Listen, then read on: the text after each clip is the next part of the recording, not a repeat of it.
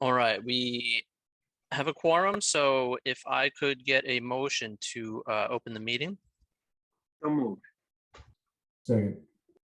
All right, we got a motion and a second to open the meeting. Let's take a roll call vote. Dan Sigel, Aye. Peter Galatano, Aye. Brendan Daly, Aye. Mark Albers, Aye. Natalie Weir, Aye. and I'm also an aye. Oh wait, Wasim, I got Wasim here. Wasim. Aye. All right, 1, 2, 3, 4, 7, 8, 7. All right, so I'm also an aye. So the meeting is called to order. It is 7:02 p.m. This is the Sherborn Advisory Committee meeting of Wednesday, June the 1st. I know that Jane Matarazzo is not going to be here. Steve Leahy did say that he would be here, but I think since we have so many of us, we'll get started. So first, I'm going to do the reading of the agenda. First, addition of topics not reasonably anticipated by the chair 48 hours in advance. I have no topic. Magic and me. Ooh, that was loud. Magic and me.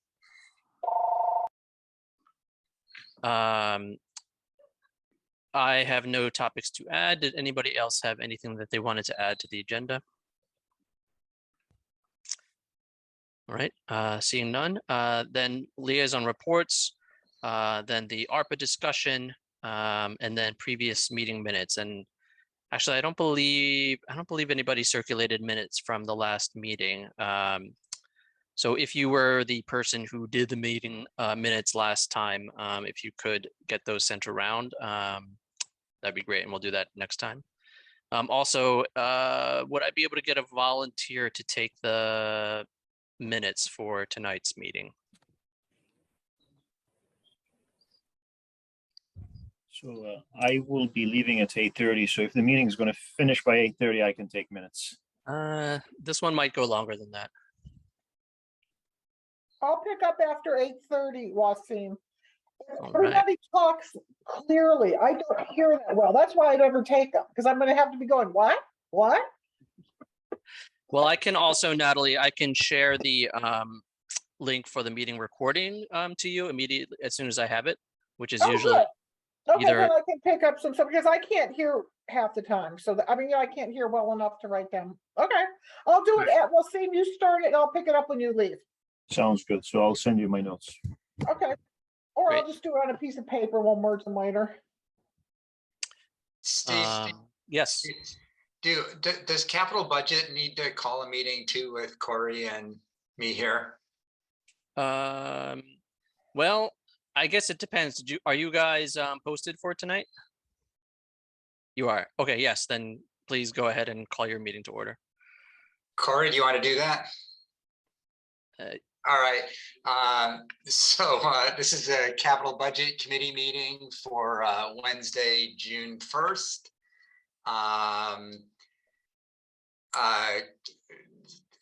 I guess we can do a roll call. We won't do motions, but Corey, you're nodding. You're in favor of starting the meeting. I am as Yes. well. So we'll declare it started. And I'm taking minutes. Back to you, Steve. Thanks. A little bit of And- formality. Yeah. And there aren't any other committees here that need to be called to order, are there? All right, I don't see any. Great. So first off, liaison reports. Anybody have any liaison reports? All right, hearing none, I guess we can launch into the ARPA discussion. So first, just kind of like my opening comments. I don't have a specific plan or strategy for tonight's meeting. I think it's going to be a lot of open discussion. I think I am hoping to take a lot of the lead from the consultant, Jennifer Thompson. We also have several members of the select board here, so I think that if they have any input as to what they would like to see coming out of advisory tonight, that would be helpful. My general perspective is essentially that advisory is we are somewhat limited in the scope of what our mission is, right? We are not an elected board. We are not an executive body. We do not represent the residents. We have very little actual executive authority or power. Really, the only thing that we vote on to approve or not approve is reserve fund transfers. And although we've put something in place that mimics that for the ARPA items, it isn't actually a town bylaw, and by the actual ARPA rules state that the select board has the sole discretion on use of the funds. So really we are, as our name suggests, only an advisory role.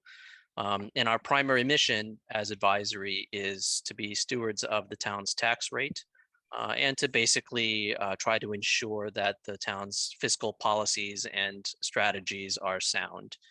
Beyond that, a lot of the decisions of what is or isn't an appropriate use of town funds tends to be left up to department heads and the town administrator and the select board.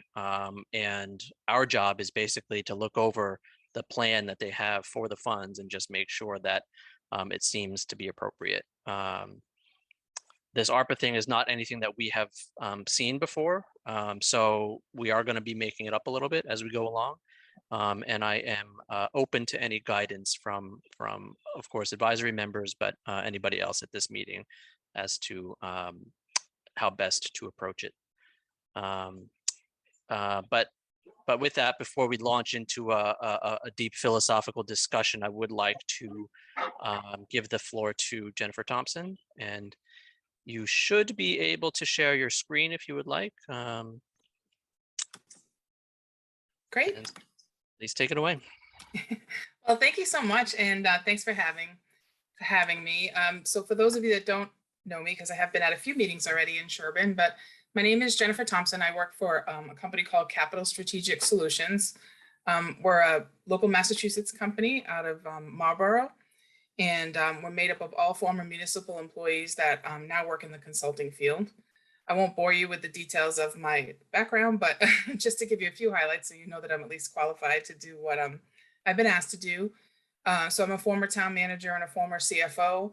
I've been in municipal government for about 24 years and just recently semi-retired. It doesn't really seem that way, but that was the plan anyway. And I've been doing consulting generally around federal reimbursements and grants, and specifically ARPA and CARES and FEMA, just because I had a heavy background in a lot of that. I also help with human resources and public policy and those type of things. So we have 20 communities in Massachusetts that we're assisting with ARPA, and in a wide range of different areas. Some just need help with financial reporting to the Treasury Department. Some need help with the actual facilitation of going through and deciding which projects they'd like to select. Others need help with procurement. It kind of runs the gamut. And then some folks need help with public outreach. We do a lot of public outreach in some of the communities.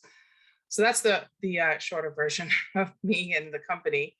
I'm quickly just going to walk through ARPA and what you can use the funds for and what you can't use the funds for. I will do that very quickly just because I think everyone on this call probably already knows all that. But just in case there are folks watching on cable TV or watch this later, just in case folks know what you can and can't use ARPA. So the American Rescue Plan Act, or ARPA, was signed into law in March of 2021. And it created this coronavirus local fiscal recovery fund. The intent of the funds is to support state, local, and tribal governments in both responding to COVID-19 and also in efforts to contain COVID-19. Sherborn is eligible to receive almost 1.3 million in ARPA funds. You received half of that last summer, and you'll receive the other half probably around June or July directly from the federal government. So cities and towns like Sherborn have until December 31st, 2024 to obligate those funds. That means they have to be in a contract and you have to have a plan of how you're going to spend them. And you have until December 2026 to actually spend the money. So there are 4 general uses that the town of Sherborn and other cities and towns in Massachusetts and throughout the country can use the money for. The first is the most obvious. You can use the ARPA funding to respond to the public health emergency. So anything that you would see in relation to COVID-19, things like, and we'll talk a little bit about it as we go through it, but any sort of public health related response that relates directly to the pandemic. You can also use it for negative economic impacts, so assistance to households, businesses, nonprofits, and aid to the industries that were impacted the most, like tourism, travel, and hospitality. The second piece is cities and towns can elect to pay what's called premium pay to essential workers that worked during the COVID-19 public health emergency in person. The third we're going to talk about a little bit more on another slide, but the town of Sherborn can use what's called its revenue replacement, which is the replacement of revenue that it's assumed the town lost due to the COVID-19 pandemic. And then the final one is you can use ARPA funding for infrastructure work such as water, sewer, and broadband infrastructure. That's a lot of stuff that you can use it for. And there's actually a very general category that we'll talk about that you can use the money for. But the legislation spells out specifically 5 things that cities and towns cannot use ARPA funds for. So you cannot use the money to deposit it into any pension funds. You can't use it to pay off any of your existing debt as a municipality. You can't pay it for any legal settlements or judgments. You can't use it for your stabilization funds or any of your financial reserves. And finally, you cannot use it as a match for another federal grant. So say the town of Sherborn was receiving a federal grant of $1 million, wouldn't that be wonderful? And but there was a match and you had to match 200,000. You couldn't then use the ARPA money to match it for that 200,000. You could use it as a match to a state grant. So if you, in the same scenario, if you were receiving 800,000 through a state grant and you needed to match 200,000, you could use ARPA money for a state grant match. So that third category that I wanted to talk to you about is the revenue loss in general expenses. So municipalities that are, have less than $10 million in an allocation, so that applies to Sherborn because you're about 1.3 million. You can, if you choose to, you can, in the beginning when the first rules came out with ARPA, you had to calculate your revenue loss.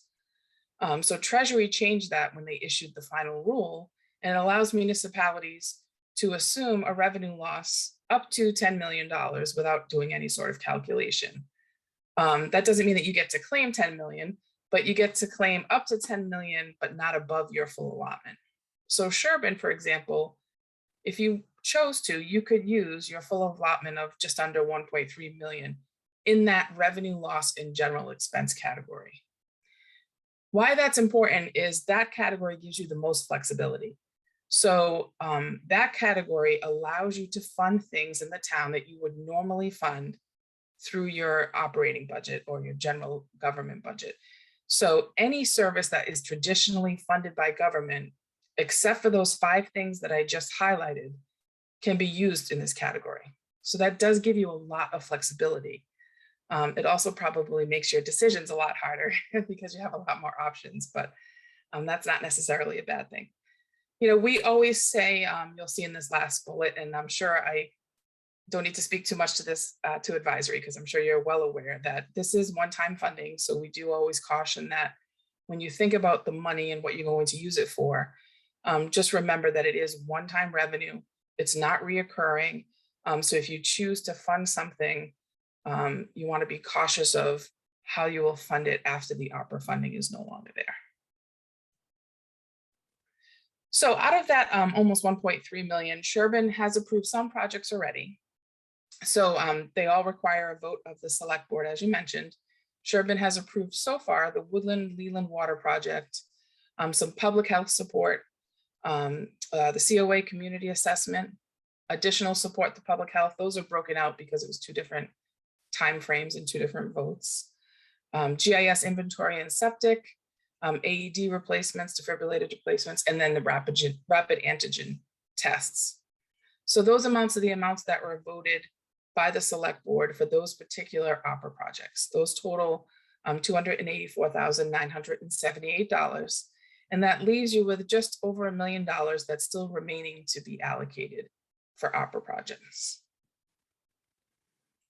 So we met with the select board a few months ago and talked about ARPA and a similar presentation on what you could and couldn't use the money for. We talked a lot about the priorities and how the board wanted to proceed. And they kind of spelled out the steps that they would like in terms of selecting those projects. So when we left that meeting, they asked that the departments submit their potential ARPA projects to the town administrator and to the consultant, which is us. And then we would consolidate in all of that information together, which we did. And then I had the pleasure of the last few months of working with Diane and your finance director, Deb, as well as Dan Sitchell, who's on this call, who was tasked with kind of pulling together some of the signature projects and also just became a great collaborator. I think the 4 of us worked really well in trying to make sure we encompassed everything. And they were wonderful to work with because they just all provided me with great input and as we moved forward. So the next step that the select board were hoping were, you have a very good system in Sherborn in terms of when you're going to town meeting, advisory and capital budget will weigh in on some of the proposed projects. So the hope is that we would use a similar system and ask questions of departments like you do when they come in and present their budgets or their capital projects to kind of do exactly what the chair was saying, to kind of make, have some discussion, have some open discussion, and perhaps make some recommendations. I understand what you're saying. It's not necessarily advisory's job to, decide which projects need to be funded, but I think being the most familiar with the financial aspects of everything in the town, I think, I don't want to speak for the select board. I think they feel it's important that, advisory and capital budget, who are the closest to it, have the ability to weigh in on what they think the priorities at least should be. And we can talk about that a little bit more. So once that happens, we'll have a proposed plan, and that'll get presented before the select board. And then ultimately the select board will vote on, which projects will get funded through your local opera funds. The important thing here is as a consultant, I'm not going to tell you which projects you should pick. That's really a community decision. I think the community needs to decide what the most important priorities are. And there's a lot of them. And that'll kind of happen organically, I think, as we continue to discuss things tonight. We have a lot of folks on the call that have submitted these projects. They're here to answer questions. And we'll just start walking through them and we'll get to the next piece. So these are listed in random order, and I am only going to roll through them pretty quickly because I think you'll probably have a lot more questions of the folks that submitted them. So the first thing we did was the select board had indicated that it might make sense to put a reserve aside. So where this money is, carries us through being allocated to 2024, the thought is, what if there's another surge in COVID and we need more antigen kits or we need more public health? Or what if another project that we feel is a priority ends up costing a little bit more? Do we need to have some reserve for kind of any of those unanticipated expenses that might come up? So we have right now in that reserve a bucket of 200,000, but ultimately there'll need to be some decisions made if that's the amount that the select board would like to put in a reserve. So your public health department, and you'll see as you go through these projects, I also gave you a spreadsheet with some notes because some of these projects are also listed in your capital plan. Some of these projects were submitted for an earmark through the state. We're waiting to hear if they might receive funding through the state. Some of these projects might be able to be funded with some surplus or existing funds that you have in your current operating budget. And then some of these projects, you're hearing about them for the first time. And some of them were just funded at your town meeting. But the direction we were given was to leave those in for now, just so we can have some discussion on what the impacts will be if you choose to continue funding them through a regular appropriation or through ARPA. So the first are public health, and they submitted 4 different things: laptops and tablets for the staff, a health consultant to review and update the Board of Health regulations, the public health administrator. That's very similar to, these are the additional hours worked due to COVID. And that's very similar to what you've already appropriated for the previous time periods. And then finally, a public health nursing staff position for 2 years. And I'm just going to roll through these quickly so that we can get to the discussion. The general government, which is comprised of many different departments, there's a proposal to digitize the town records. And then we move to public works. There's the hazardous tree removal, townwide, sidewalk improvements, stormwater and MS4 compliance, DPW equipment. I put an asterisk here because this was one of the ones that was just funded at town meeting, and it was funded with free cash. So we feel like it's important to know that distinction. If you funded something through debt and decided to fund it through ARPA instead, the town would then not borrow the money that you just voted at town meeting. Where you voted these with free cash, that's a little bit different, and we can talk about that some more. And these are your roadway improvements that are plugged in from your capital plan. So 23, 24, and 25. Next up is the public library.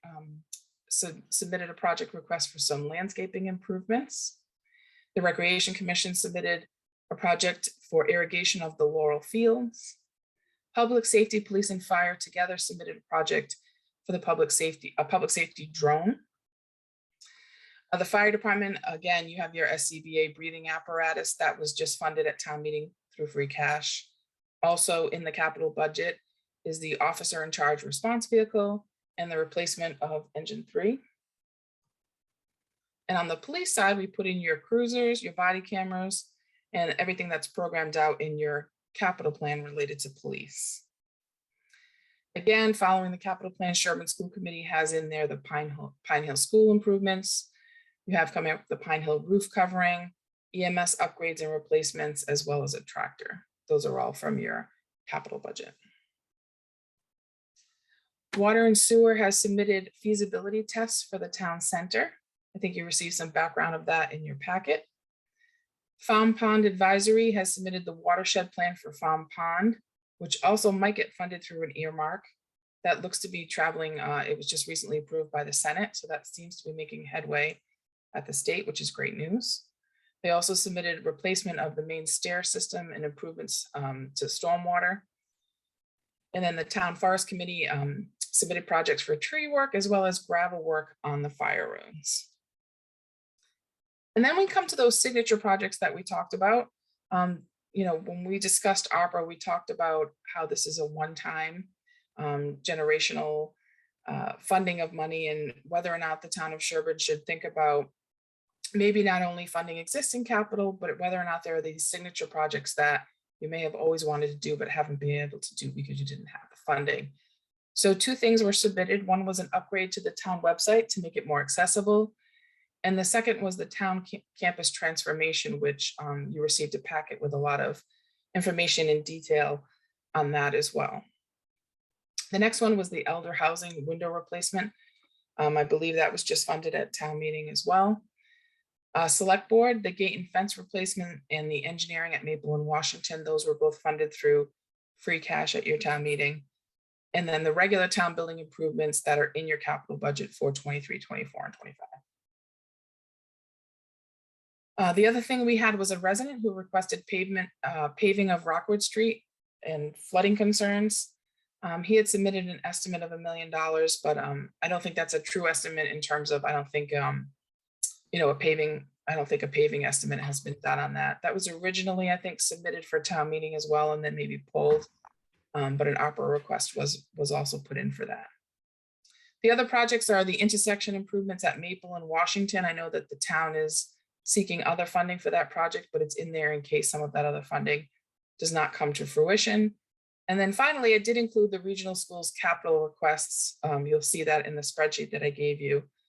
Not that you necessarily vote those separately as capital items, but it is something to consider because you still end up paying it for it through your assessment. So that's the total of your expected capital requests from your regional schools.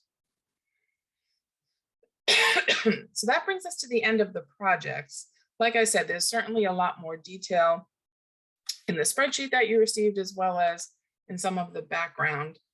But I think you're probably tired of hearing my voice for a minute, so I'll take a break and hand it back to you for a minute. Great, thank you, Jennifer. Two questions immediately. One was the figure for the town. Was it the water project? Was that up to date 225, or I feel like somewhere recently I saw a number that said 205 for that. So I just wasn't sure what was the correct figure for that. I'm sorry, what did you say the number you saw was? The one on your presentation was 225,000, and I thought that recently I saw an updated number that was 205. Oh, maybe it is, and if it is, I apologize. I can probably double check that while we're talking. Actually, Roger Demler is on. Can you Oh, confirm? perfect. May I comment? Yes, please. This is a very preliminary sort of proposal. We need a lot of input from other people to find out exactly what we want to do. But the latest piece of paper I sent around is 205,000 for doing the well test, and second option to do some Great. wastewater stuff that was additional 50,000. Great, thank you. Rough. I have a question. How sure are you of those numbers? I'm not. They're numbers that were generated back in 2015, and I've added some cost growth, but we really need to do some work with particularly the planning board about what their interests are and capacity needs and that sort of stuff. So we're several weeks away from having a decent set of numbers, and we're going to need preliminary proposals from a consultant, that sort of thing. So ballpark. And then these ballpark numbers are not just to do a study, they're to actually do the work, right? Yes. Thank you. The other thing was about a half an hour before this meeting started, there was a late breaking edition from the Energy Committee. And there was way too much detail for me to look at over in 30 minutes, but essentially it was solar panels on a couple of the town buildings. I think it was the fire department and maybe transfer station. I don't remember, but it was a total of around $110,000 to install solar panels. So that's another item on the list. I think it's going to be very, very easy to get bogged down in the details at this meeting, and I'd like to try to avoid that, at least for the time being, and keep this at a sort of 30,000 foot view. I guess number one is I'd like to kind of figure out what essentially what the process. I know that Jennifer, you kind of laid out that basic sketch of a timeline that the select board gave you. I mean, one of the things that I didn't see in that was something where, aside from a meeting like this or whenever the select board decides to talk about it, but something that involves sort of broad and easily accessible public input on this process. So that could be, an actual public hearing on the ARPA funds where everybody from the public would have, it would be an announcement and everyone from the public could have an opportunity to come and have their input. Or, something like a survey that I believe that's a type of thing that you can do, right, Jennifer, is to create some kind of a survey, send that out to all of the residents in some manner, and then collect those results and sort of tabulate them. But I didn't see anything in that sketch of a timeline that said, all right, now here's the step where the public broadly has official input on this, on what they would like to see happen. So those are both great examples. So we've done that in both communities. I don't think Sherborn has decided yet if or when they want to do that, but I know you have select board members on here that can talk about it. And I see Jeff's hand up, so Yeah. I'll let him go. All right, Jeff, go ahead. Well, I guess I sort of divide these projects into three buckets. The first bucket is things that are kind of the original intent, which are related to extra costs due to COVID. Like I think the Board of Health masks are in there, a few other things, maybe some of the nurses, visiting nurses for contact tracing. So there's some things that are truly what kind of the original intent was, which was sort of COVID direct expenses, I call them. The second one is, you know, in some ways, a bunch of the project itself doesn't matter. There's a group of people who just want to reduce the tax rate or not increase the tax rate. So it isn't so much about what the project is. If you look at some of the projects there that were not the signature projects, there really isn't so much about the project. They're probably all those costs are going to be needed in the near future for some reason. And the idea is to use ARPA funds just to not increase the tax rate. So there's sort of a bucket of ones that are needed, would normally be expended, like you think of police vehicles or some of the other things. We're going to do those anyway, and it would just be a way to reduce the taxes. And then the third bucket that I categorize is these sort of signature projects like the library and town center campus, or some of the other ones, maybe digitizing town hall records, ones that are sort of one-time things that will be lasting. So I sort of think of them in those buckets separate from the categories that you already have, which are good also. Does that make sense? Yeah, I was wondering, Jeff, do you know, does the select board have a plan for a public, a sort of official public forum, some way for the public to have official input other than, oh, attend this advisory meeting and talk and speak, or attend the next select board meeting and speak up? Well, both Marion and Eric are on here too, but one thing I would say about that, it relates to the way I just categorize them, because in a way, they sort of can't vote for the ones that are the traditional ones, like a new vehicle, you know, because they may not view the need, because we do that normally through our capital budget anyway, versus a project that they might be wild about. Let's say they like the irrigation for a recreation or something, the ones where they really like the idea of the project versus the idea of tax reduction. So it's sort of hard to vote on a project when you include ones that are in those two different sort of buckets, ones that are sort of sexier ones that are signature projects versus the ones that are ongoing expenses that would mean we wouldn't raise taxes. And I'll let Marion and Eric add to that if they will. Great, yes, Steve, Marion first. If I may add yes, to go ahead. what Jeff said, because Jeff was a great advisory member. I also had three buckets which coincide with them, and they align in a little different way. It's revenue lost, so that's revenue that we'll never find again. Sunk one-time costs, which are, you know, if we did have to hire someone to do something for public health, and that's legitimate. The monkey flu, if that comes again, we don't want to spend money to anticipate the next epidemic, because there'll be more funds. Congress will give us more funds, so that we'll have the discussion later. And then the third bucket was that one time, it's kind of like an amalgamation of the three, century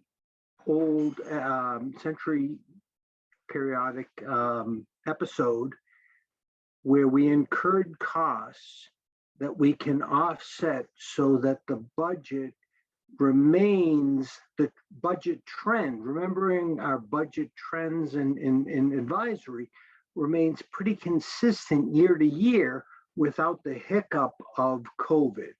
And so, you know, I'm just echoing with what Jeff said, is that really define the criteria and then look at each project against those criteria. Thanks, Peter. All right, we've got 3 hands up. I believe I saw Marion first, then Eric, and then Melinda O'Neill. So let's take them in that order. Marion, go ahead. Right, I would second what Jeff and Peter both said. I think what the select board needs from advisory to come out tonight is exactly that, a more clear grouping of projects that gives the select board a basis of policy decision, not just individual project decision. And also I would ask, I think Jennifer's the one to ask, you sent around a PDF of all the projects with notes. And the PDF looks like a Word table, a table generated in Word. I would really appreciate it if you could send that in the original Word format so that things can be rearranged and it can be worked with before the select board meeting. Sure. It's in Excel, which is even probably easier to sort. So I'll send that out in Excel for you. Okay, great. And then my category is like one of Jeff's. The COVID epidemic is not over yet, but the needs are not as acute as they were even a few months ago in terms of public health, contact tracing and that sort of thing, because contact tracing is really no longer being done. And it's not clear that that is a clear category anymore. And I agree with Peter that we're not going to be planning for the next epidemic and we don't know what it is or when it's coming. So I do think that projects, including the signature projects in particular, should be looked at in terms of their overall enhancement of town finances as well as the town quality of life. And just looking at the certain signature projects, they can kind of lift all boats by improving infrastructure or town center amenities or whatever. So that's just another category. So thanks. Thanks. Looks like Eric put his, you put your hand down, right?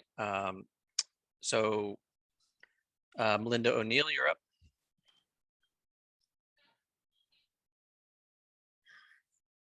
Should always have the cursor like sitting over the mute button, right? So you're ready to go. So I was thinking about it like a little bit differently when Jeff and Peter were talking about buckets and categories. And I was thinking more about the need to prioritize the projects. And I appreciate like how we could categorize them, but I was thinking more along the lines of like urgency, for example. And it's easy for me to point out the farm pond stormwater projects because I think of them as urgent. When I think of climate change, when I think of the effect of the stormwater going into the water, those sorts of things. And I was also wondering, and I'll try to say this articulately, but so like urgency might be a criteria, the opportunity for like alternate sources of funding, like, you know, that might weigh into the matrix because maybe it doesn't have to, we don't have to use ARPA funds today because we know that we can use another source of funds and that would be okay. And then maybe ways to sort of, you know, weight the life of the project. Like, is this a project that actually has, you know, it will something that we do and will last for 10 years. And, you know, that sort of carries a lot of weight against something else.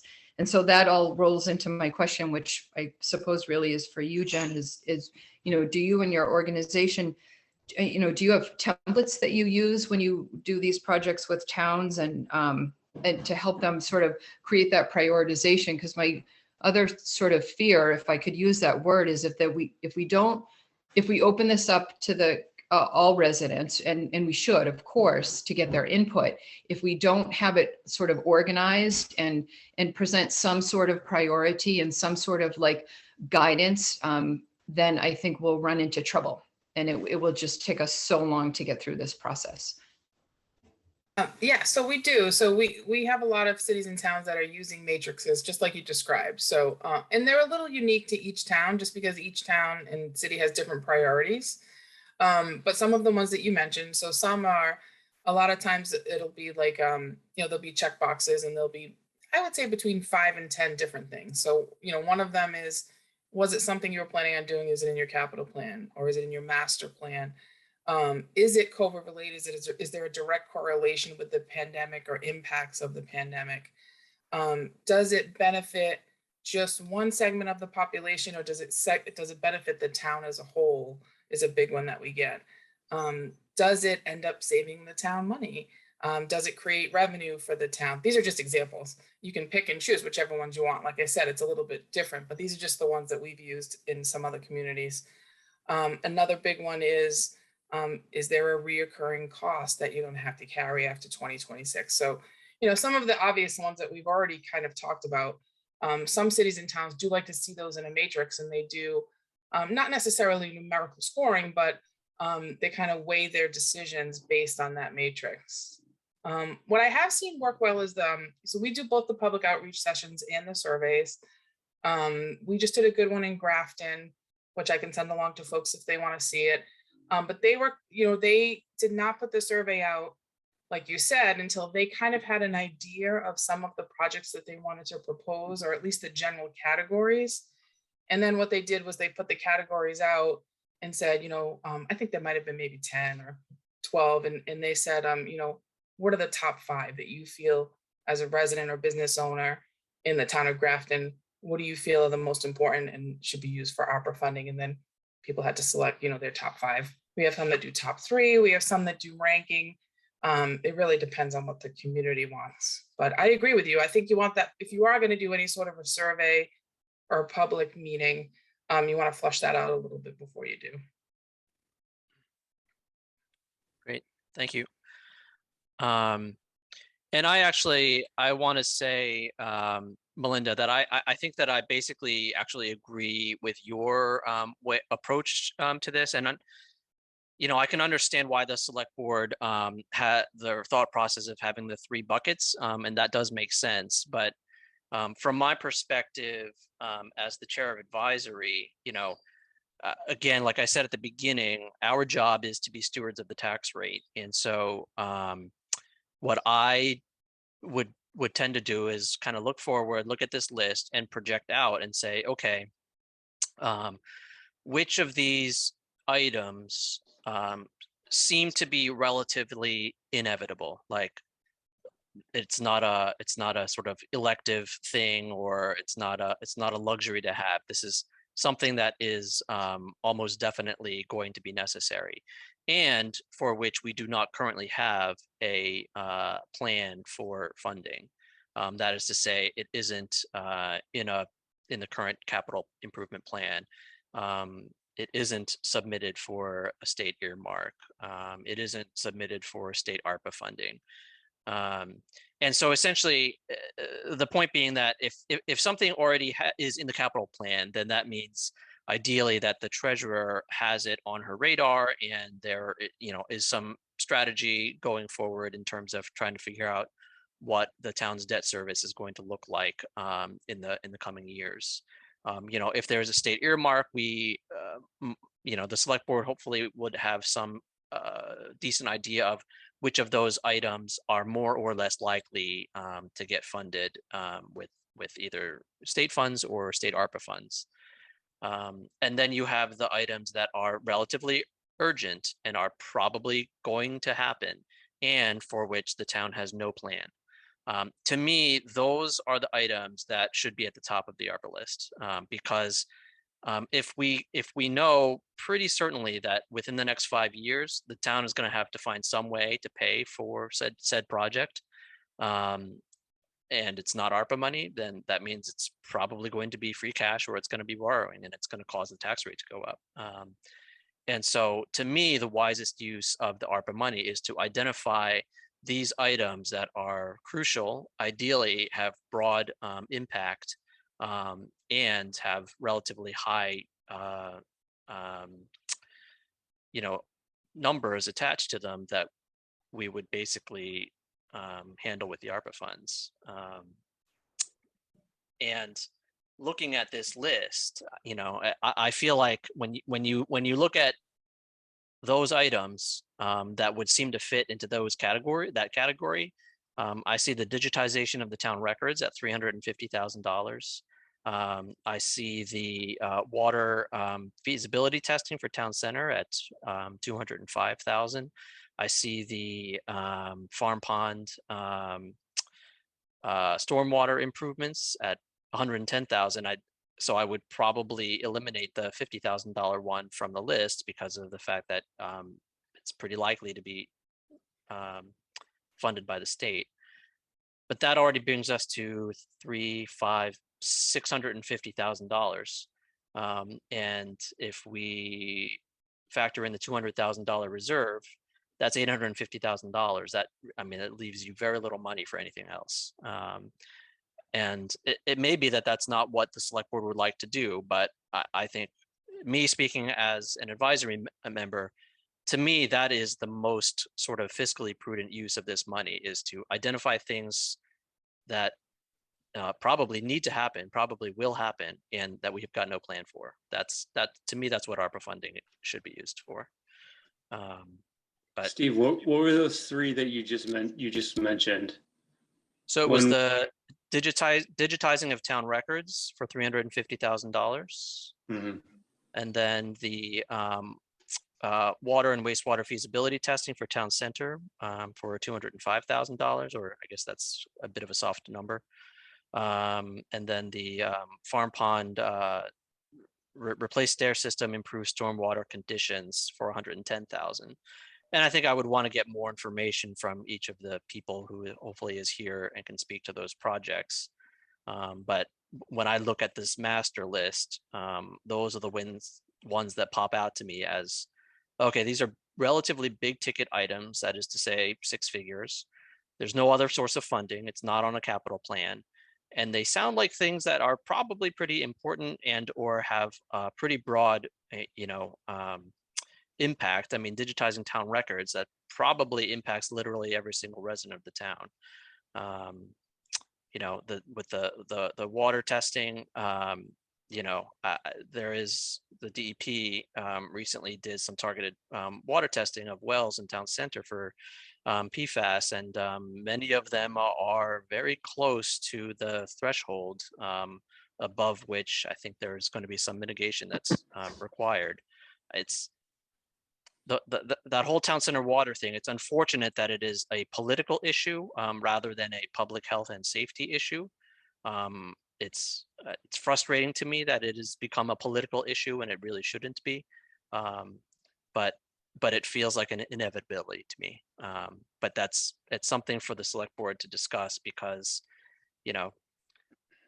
putting $200,000 towards that, it's a tacit sort of committing of a couple $1 million towards making the projects actually happen. And that's not something that they should take lightly. And it might not be something that even gets approved at town meeting. So that could be $200,000 down the drain. So that's, I don't know. Steve and Melinda, you offered 2 unique dimensions that I didn't think of, and I'm thinking of now, is urgency and operating or capital. And if we want to get the most bang for our buck, I would say the urgent capital replacement would benefit all taxpayers well into the future. And after I say that, let me make sure that that makes sense. Yes, because if we didn't plan for it, if we plan for it, let's pay for it, let's have it baked into the tax rate. But if they're capital, which has a long life, greater than 3 years and more than $10,000, we get more bang for our opera dollars than operational, which are one-time things. So consider that. Dan, go ahead. Hey, everybody. So this has been a really interesting discussion. I guess I want to come back to Jeff's frame for this with buckets, and want to suggest that maybe it doesn't need to be all of one thing or all of another thing. So Steve laid out some really compelling reasons for identifying a set of projects that, hey, we're probably going to need to do anyways. I guess I'm also thinking that if you imagine rolling the clock forward 10 years and looking back, and what did the town do with its once in a generation chunk of ARPA money? If all of it goes to the kinds of, things that we would have done anyways, in 10 years time, nobody will have any idea of what we did with ARPA money. It will have just been stuff that happened, money that came in, money that went out. So I guess as one of the sponsors of signature projects, I might think about allocating that money to a certain amount for the bucket of the sort of things Steve just described, another bucket for perhaps signature projects, and perhaps a bucket for what Jeff described as kind of COVID related things. And don't know if the select board would want to do this, but could think about what fraction of those funds would be allocated to each of those buckets. And then I think the criteria for making decisions about each of those buckets would be a bit different. Steve laid out what seemed to me to be a really good set of criteria for the kind of fiscally prudent management of identifying some projects that we're going to need to do. So here's a great funding source. On the other hand, the idea of doing some one or two projects that will leave a lasting legacy that people will notice, recognize, will live on for a long time, seems to me to be an appealing way to use some portion of this once in a lifetime windfall. Yeah, that all makes sense to me as well. Anybody else from advisory have any kind of thoughts on sort of in terms of the big picture, how you think the town should be allocating the money? This is Natalie. I agree with what Ben said, that we should leave something like, the national parks got the lodges during the Depression. I think we should leave something that's lasting that with this money, and, and we can, I guess, decide what it is, because I agree with you too, Steve, on the items you picked to focus on are also the ones I picked. So I agree with what you said too.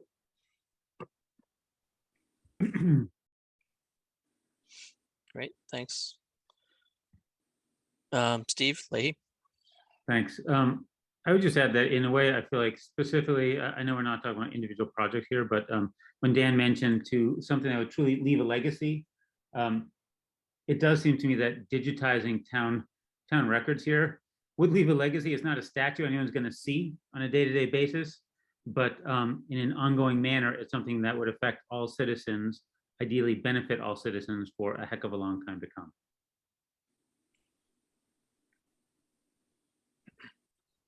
Thanks. Let's see, Mark, Brendan, Wasim, you guys have any thoughts? Steve, it's Mark. I agreed with your statement of the way that you would prioritize these things. I also think understanding which ones of these things have potential if other funding sources would be good to know, and before we prioritize them. Yeah, I mean, I just feel like we're always every single year it's like we're always trying to get blood from stone. So, and I understand the special project point of view, but at the same time, it's like, man, we're always looking for ways to fund more money to lower our tax rate, all that stuff. It just seems like a good opportunity to just use it for stuff that we need. We know we're going to incur. Thanks. Corey, I see your physical hand up. Go ahead. Yes, I'm the tech don't get it person. Interestingly enough, when on the Structure of Town Government Committee, when we talked about digitizing town records, we thought it was a great idea for several reasons, one of which was the town hall is running out of storage space. And digitizing the records could really go a long way toward helping that problem. And secondly, we were looking forward to a day when the citizens in town would have something that's analogous to a patient portal at a hospital, that they would have a unique location they could go to and see all of the town records that are pertinent to what they do, paying their tax bills, getting their sticker for From Pond, that kind of thing. So I agree that it's not necessarily a beautiful statue, but on the other hand, I think it is a kind of the beginning of a one-shot project that will have some lasting benefit to everyone. And it's something we wouldn't budget for otherwise. Thank you. Let's see, Brendan and Wasim, if you guys had any thoughts, feel free to chime in. Yeah, I mean, I would support longer lasting, capital projects, particularly ones having to do with public health. So, water, farm pond, those sorts of things. Those are the types of projects that I would support. Thanks.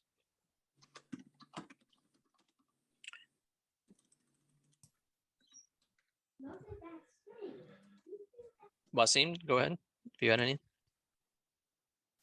So I heard a lot of very, very good ideas from everyone, and the ones that resonated the most with me, it definitely anything that's directly related to COVID.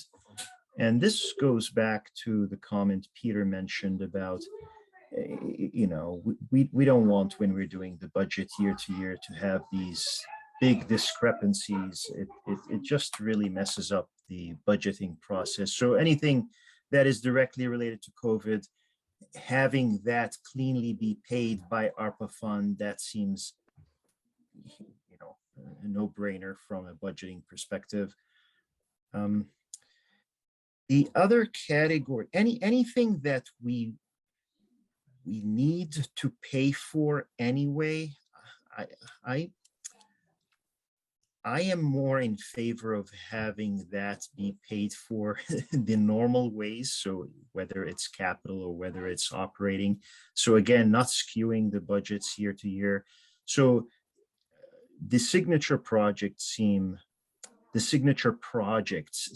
attractive for that reason. They're not things that we're necessarily going to have to do anyway. I'm sorry.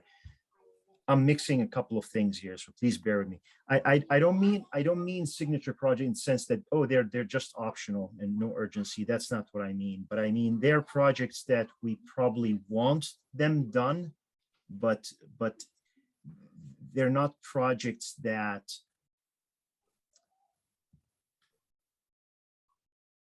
I'm having a hard time explaining this, so forgive me. You know what, Steve, I do agree though with the 3 projects that you mentioned. I think digitizing what we're talking, that's one of the signature projects, right? The water and improve the stormwater conditions. I do agree with all of these, and I think they all kind of fit with the category of these are things we're going to have to do. They're not things that are necessarily skewing our budget. So we're not hiding, a police vehicle that we need to buy anyway, and that needs to be included in our operating budget or whatever it is. It needs to be there. We should not kind of hide that and pay for that through ARPA funds, in my opinion. But the projects you listed all seem reasonable and seem to satisfy the category that I'm trying to think about, but I can't really articulate. So anyway, thanks.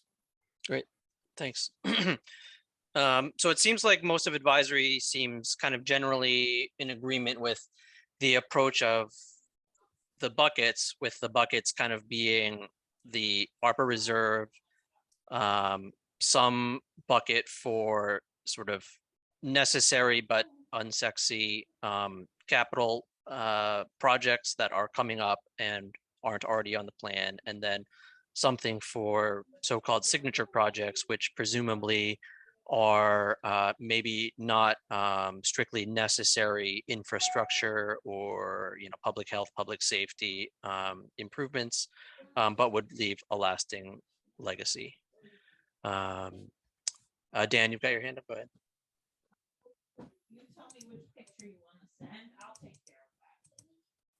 Tech nightmare, I'm muted.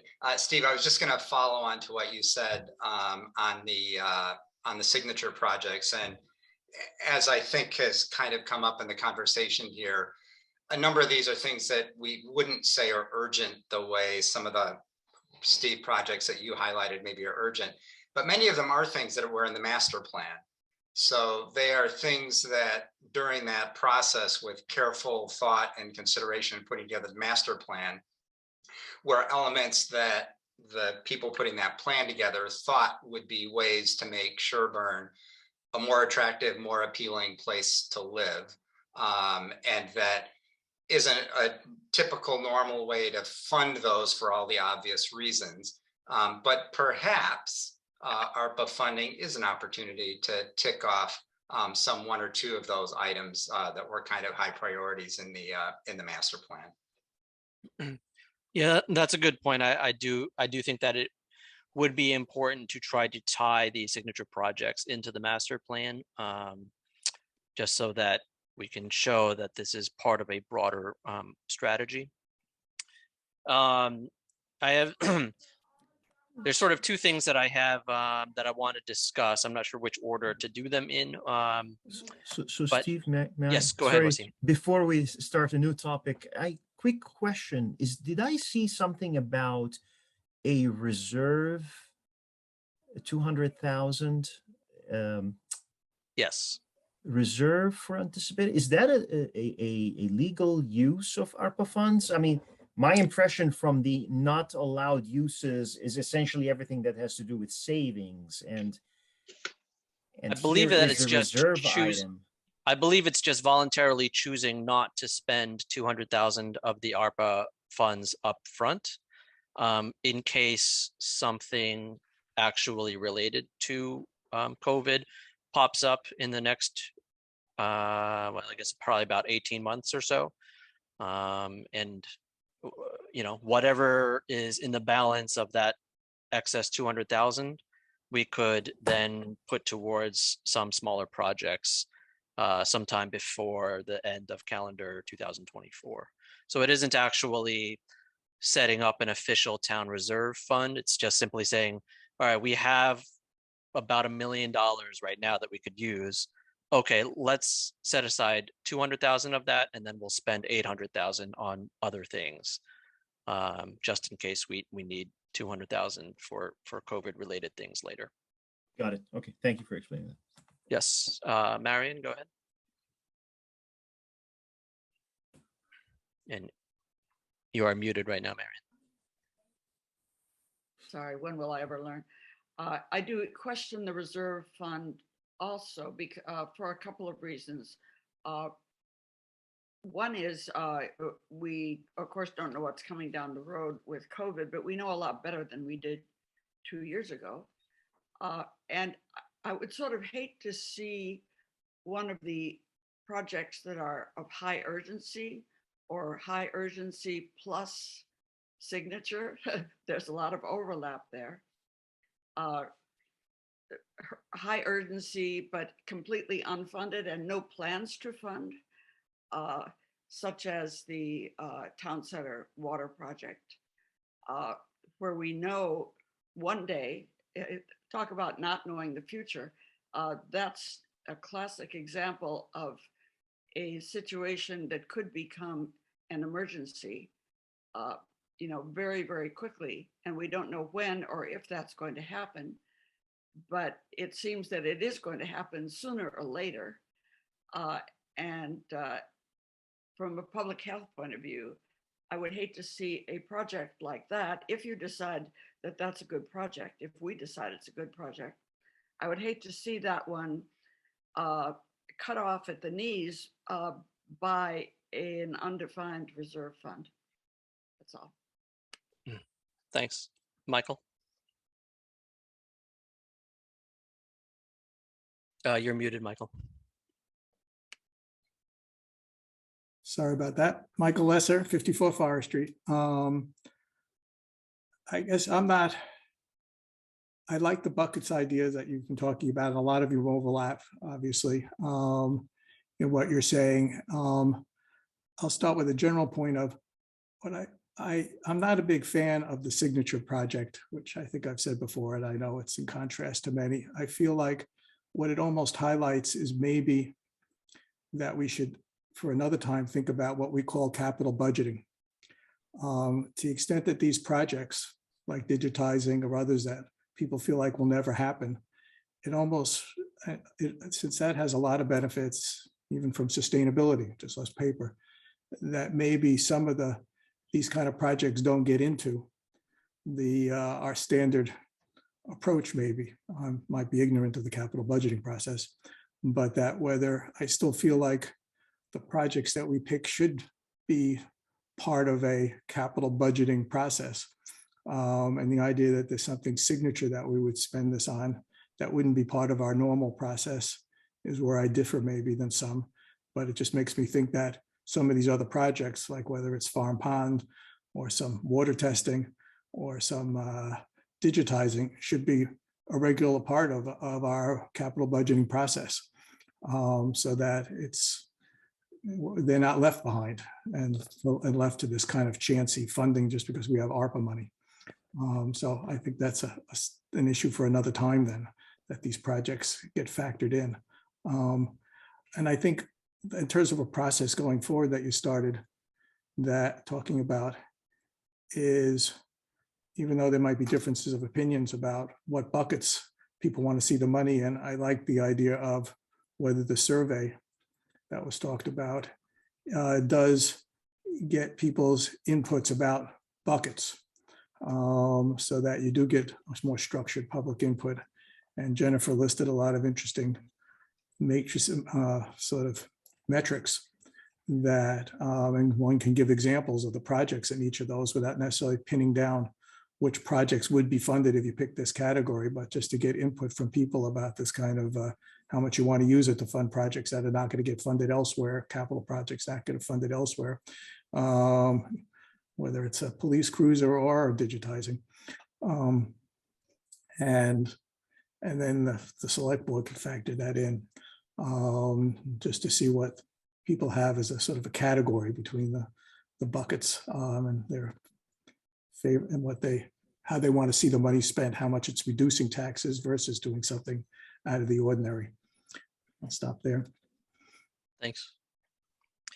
Yeah, I guess I'll use that sort of as a spring, because one of the things I wanted to talk about was the buckets and the size of the buckets and how that is determined. Ultimately, it is, I think, the select board's decision as to how they want to divide this into the buckets. But I would urge the select board to look closely at how they decide to do it. And I share the concern about the size of that COVID reserve of $200,000, and I would wonder what informed that number. Was it arbitrary, or were there was it an educated guess as to how did we get to $200,000? It seems, again, awfully high, because as Marion said, we have a pretty decent idea of certainly a better idea of what the next 12 months is likely to look like, as opposed to the first 12 months of this pandemic. And as she noted, I think that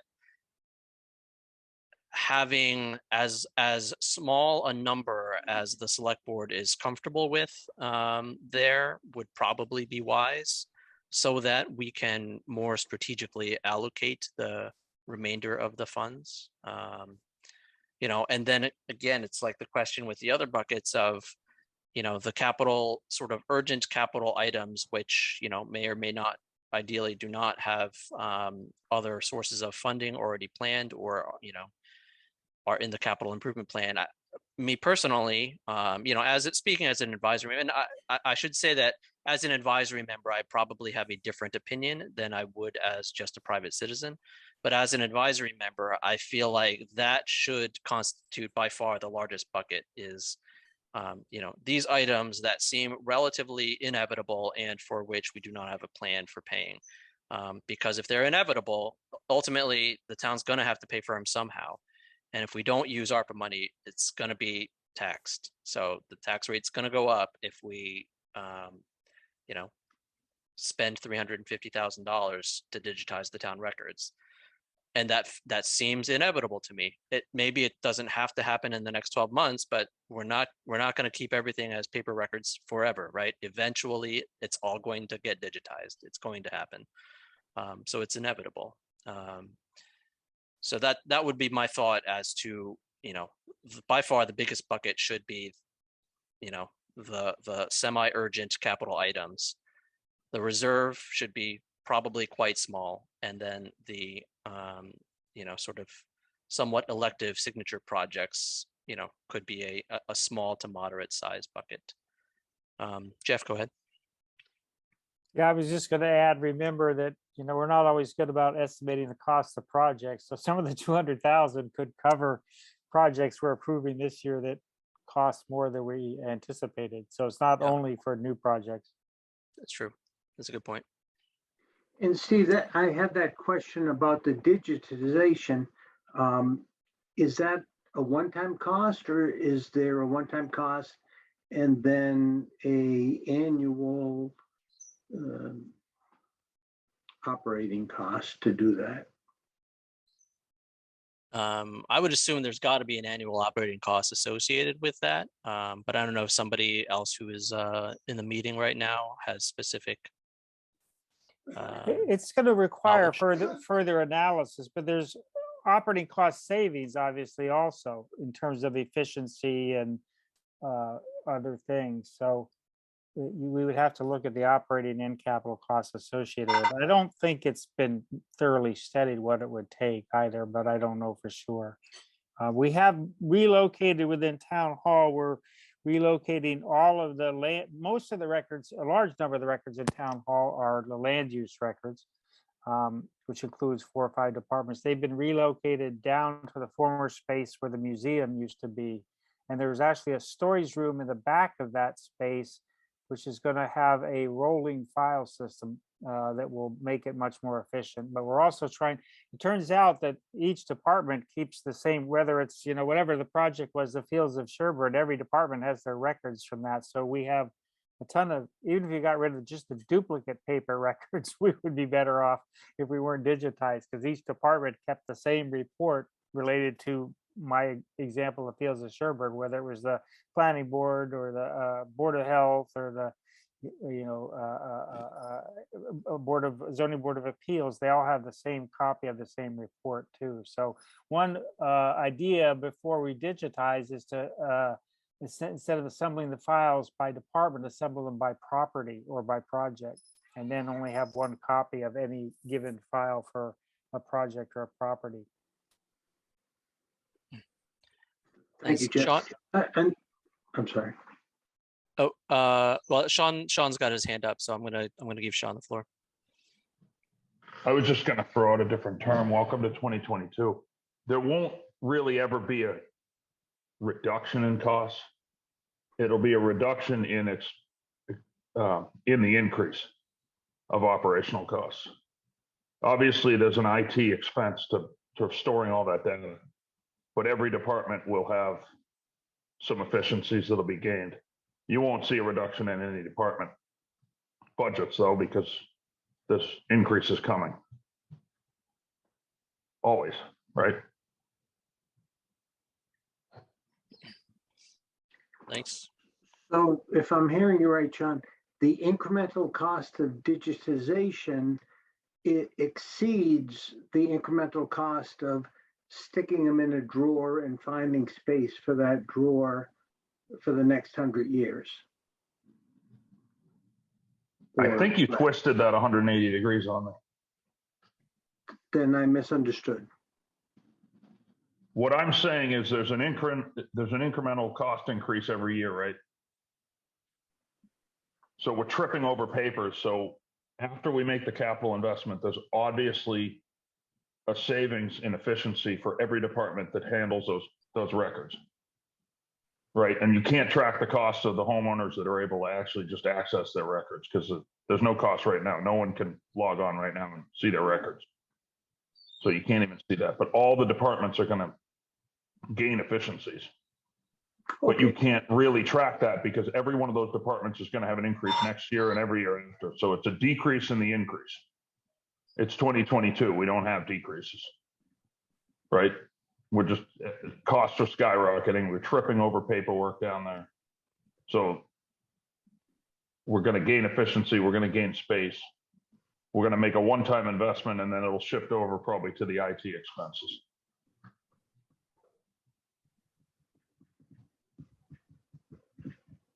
Does that answer? No, it provides better clarification. Thank you. Thanks. Melinda?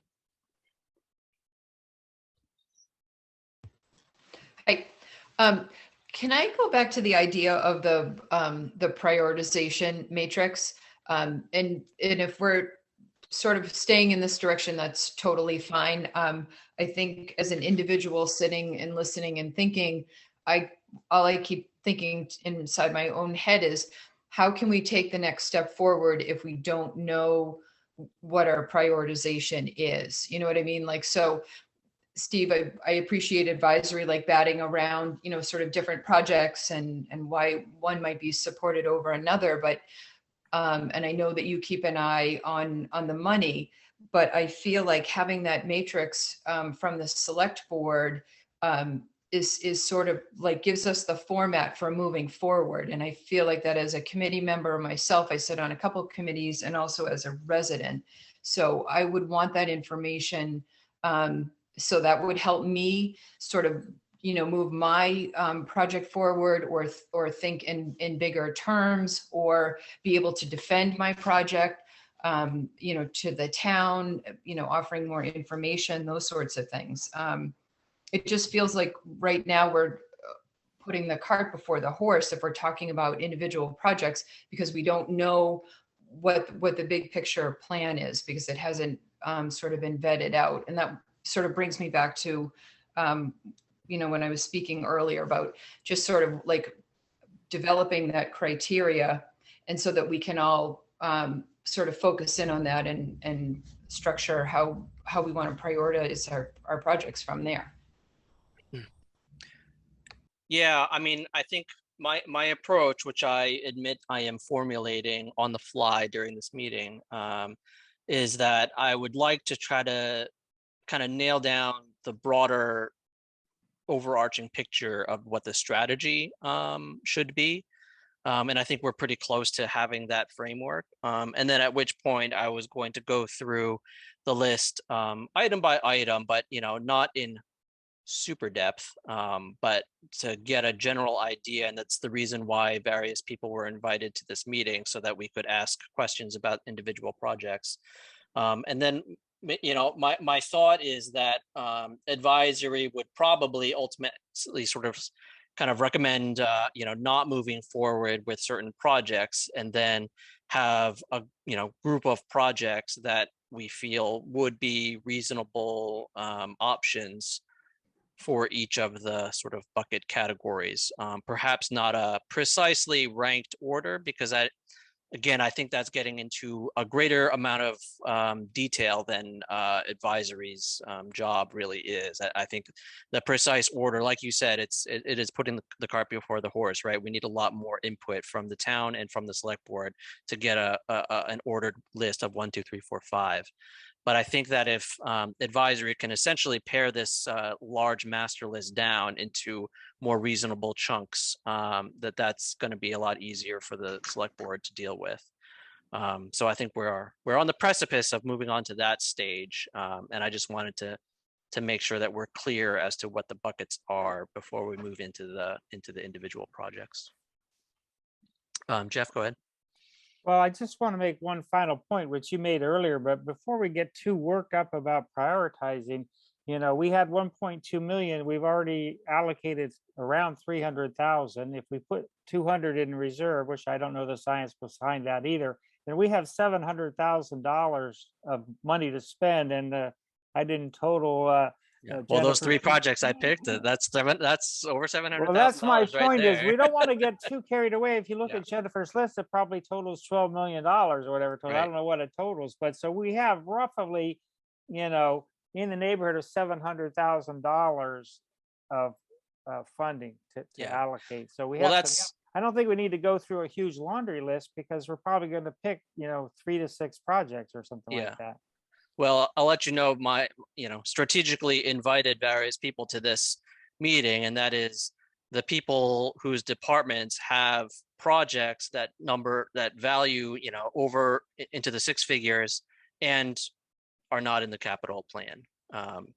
Because to me, everything else, again, my goal probably is to pare down 80% of this list and just throw them out.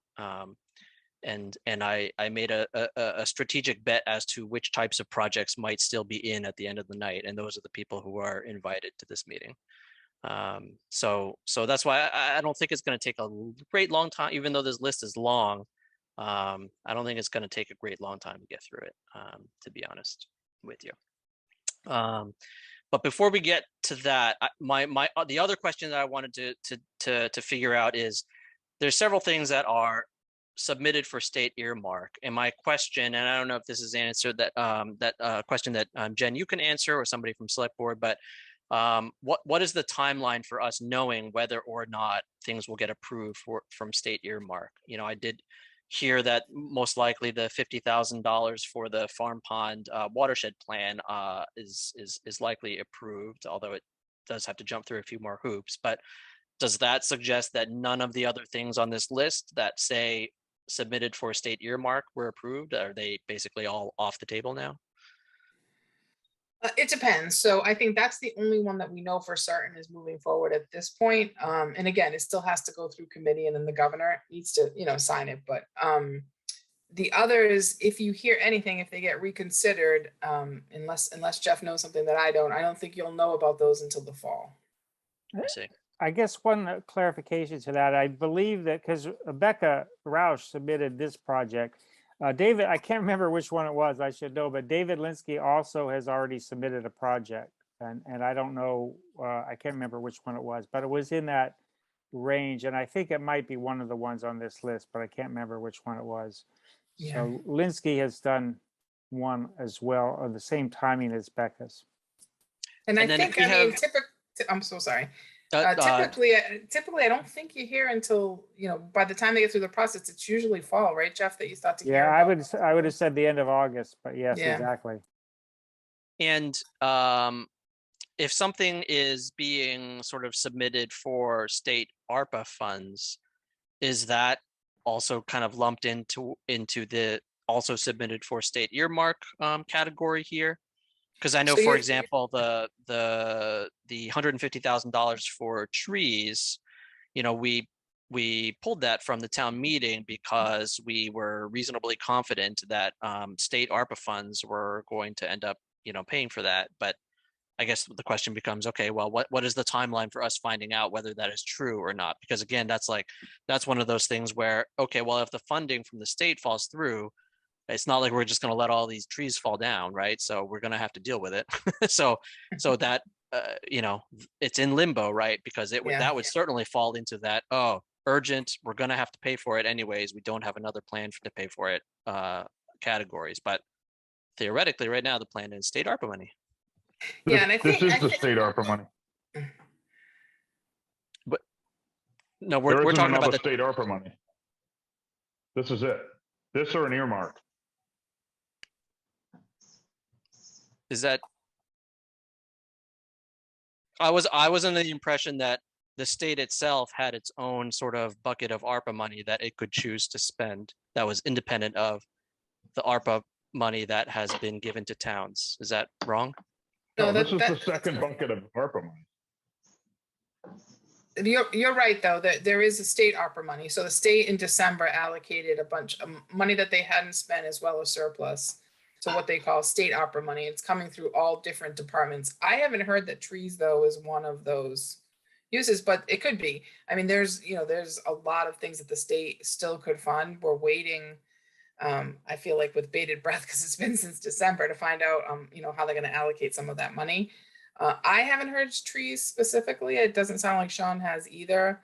And I thought that was pulled from town meeting because it was being because it was in the earmark and because it was being considered for this ARPA money. But Sean can correct me if I'm wrong.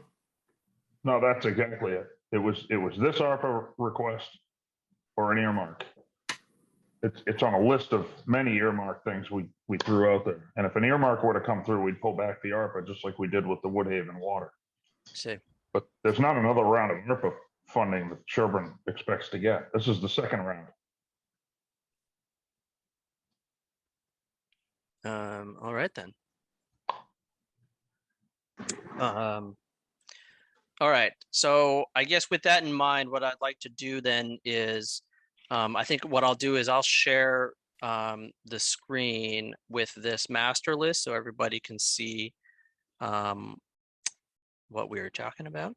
Let me see here.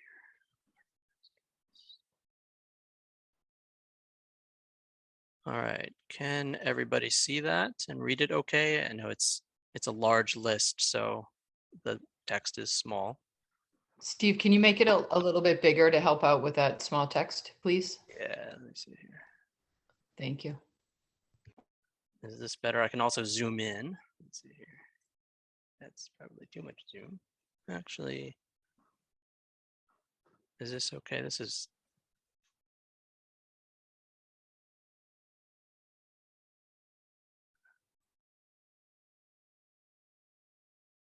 I can't seem to.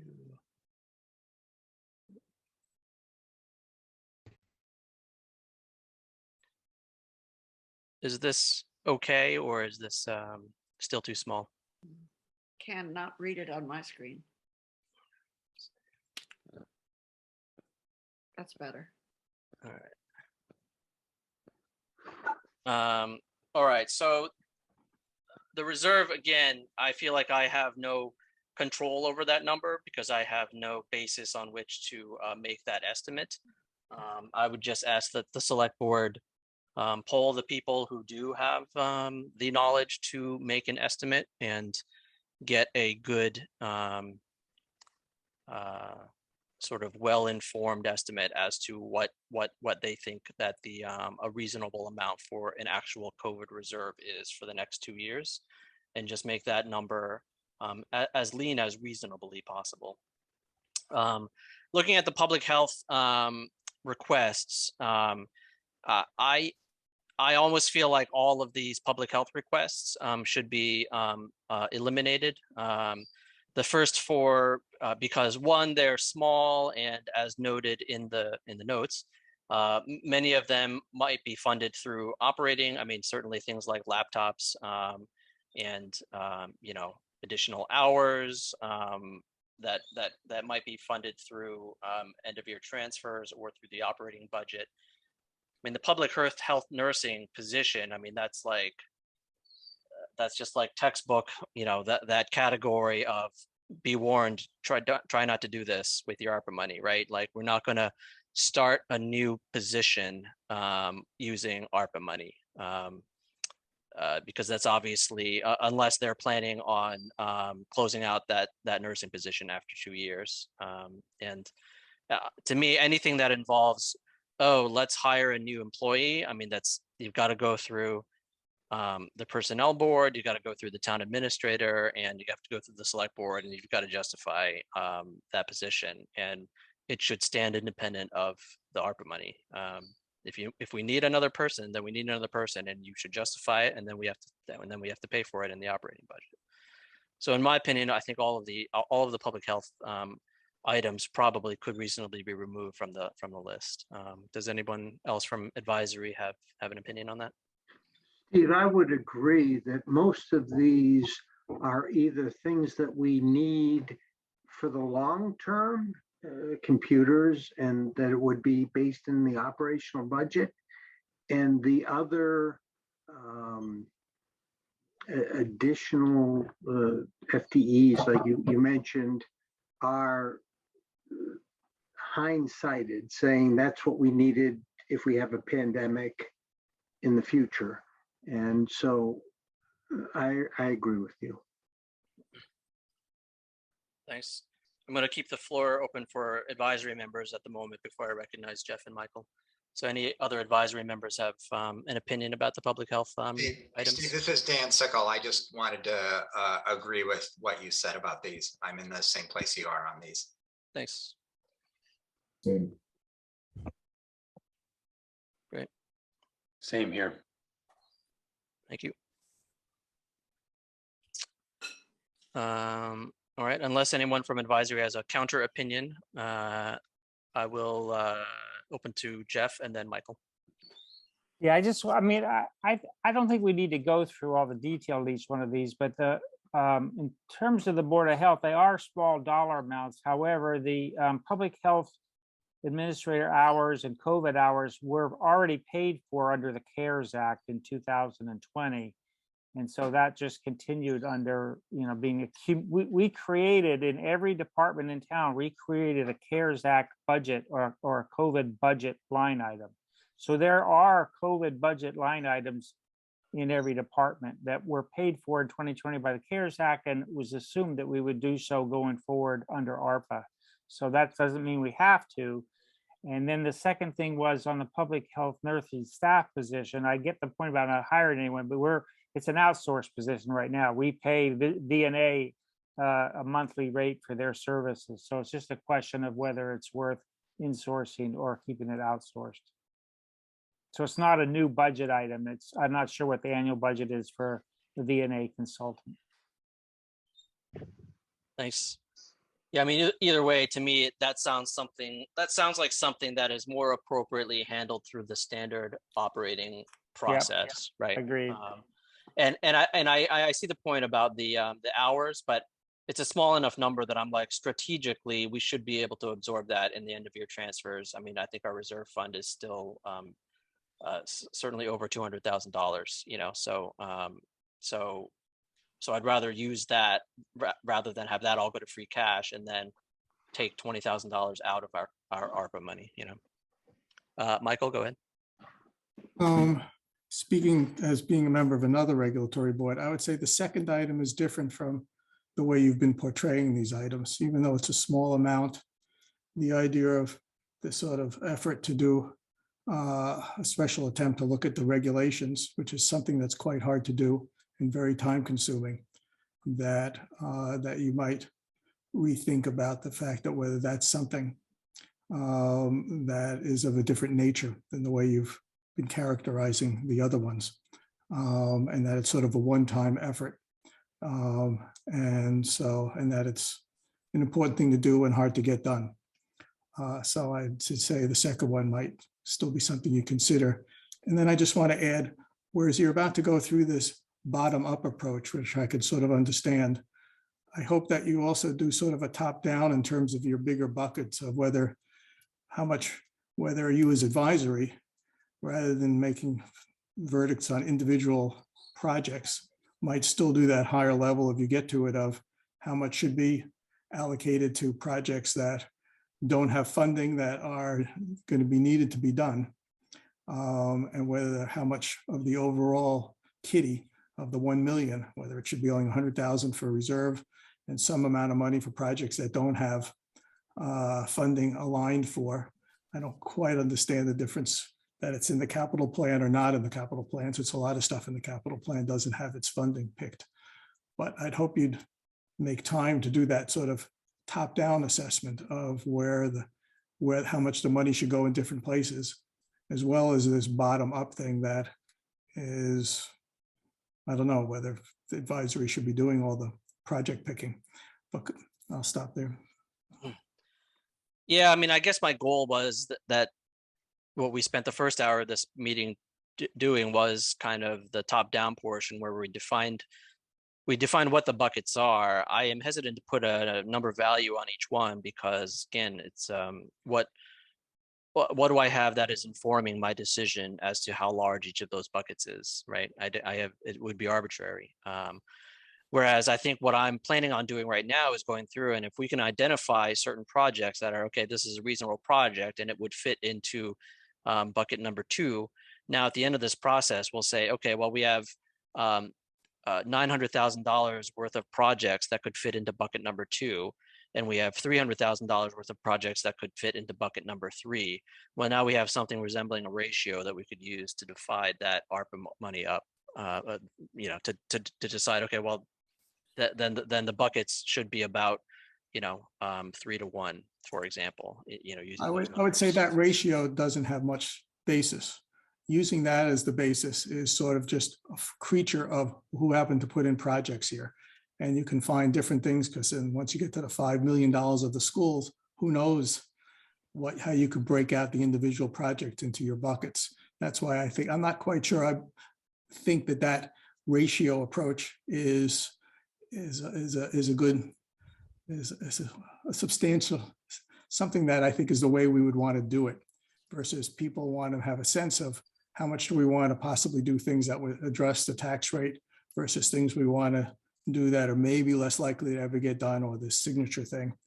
That I think that top down, even though you talked about those categories, and I think figuring out that top down ratio, it's this coming up from the bottom and determining the ratios, I don't think is any better. It gives you any better sense other than just a quirk of how you look at all these different projects here.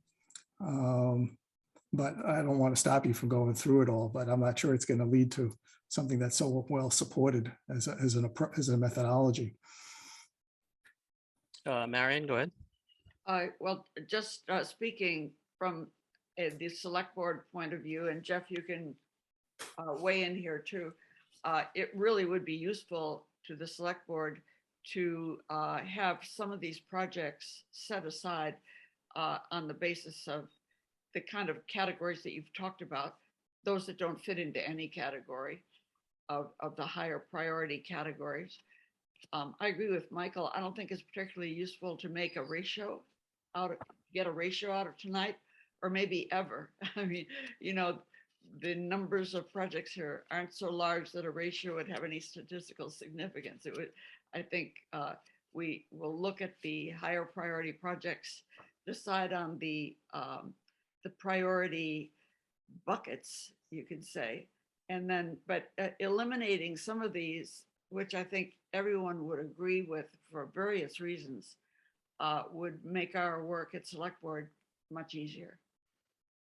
And we have the whole list, so we can always, you know, hold one or another and call it back up for questioning, but it would help us to narrow it down.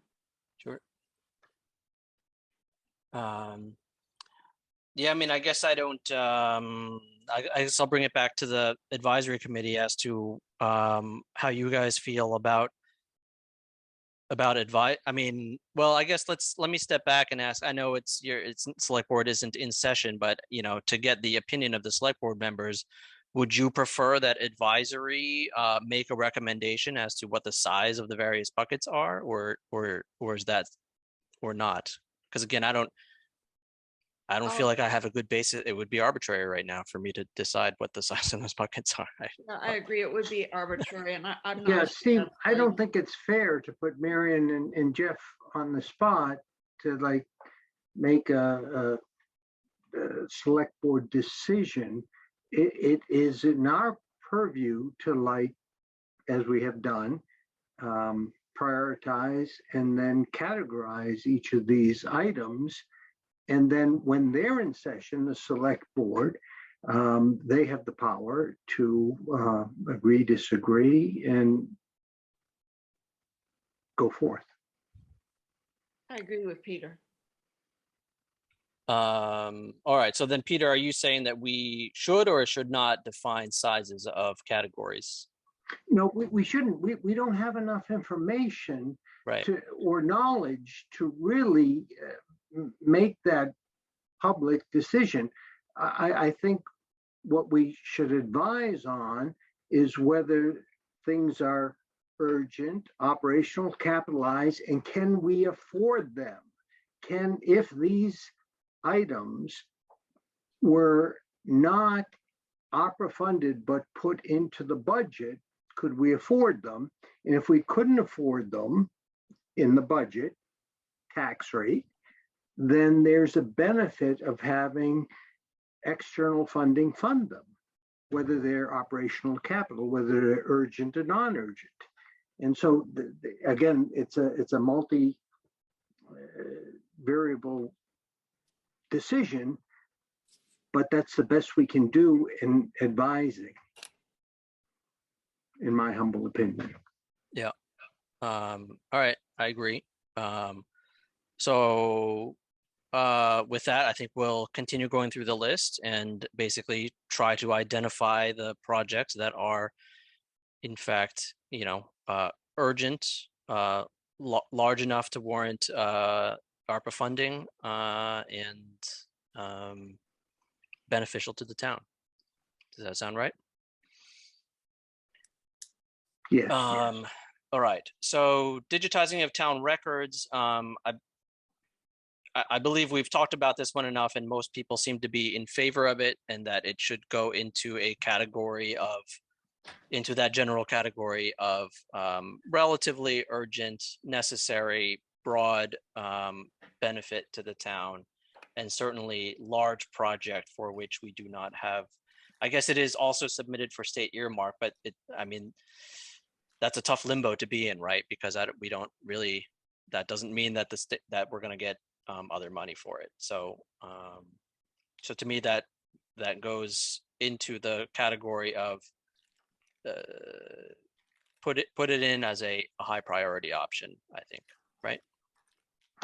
It's modernization, which the governor did start his term 2 terms ago, at modernizing how municipals do business.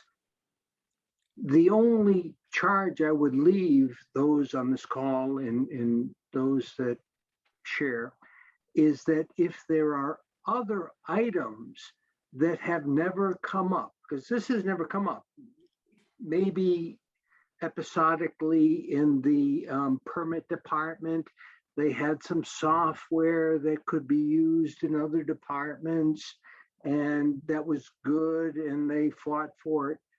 But if there are, and we're in change here now within the government as we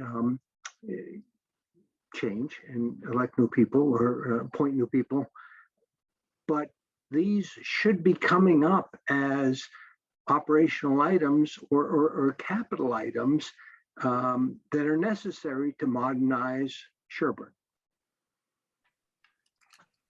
Yes. So I agree, yes, let's fund it, but those that fall into this category, let's consider them going forward and to the benefit of all. Thanks. First, Jen, and I wanted to ask you a quick question, Jen. Are you sort of taking down notes here so that, the various recommendations that we come up with, that you will be able to kind of collate and hand that to the select board, or are you expecting me to come up with the pared down spreadsheet and recommendation for the select board? No, I'm doing that, so you're all set. I've been Awesome. doing that since you Thank you. started. Thank And you I just, so much. I just wanted to offer one thing on the earmark. So we'll use the digitizing as an example.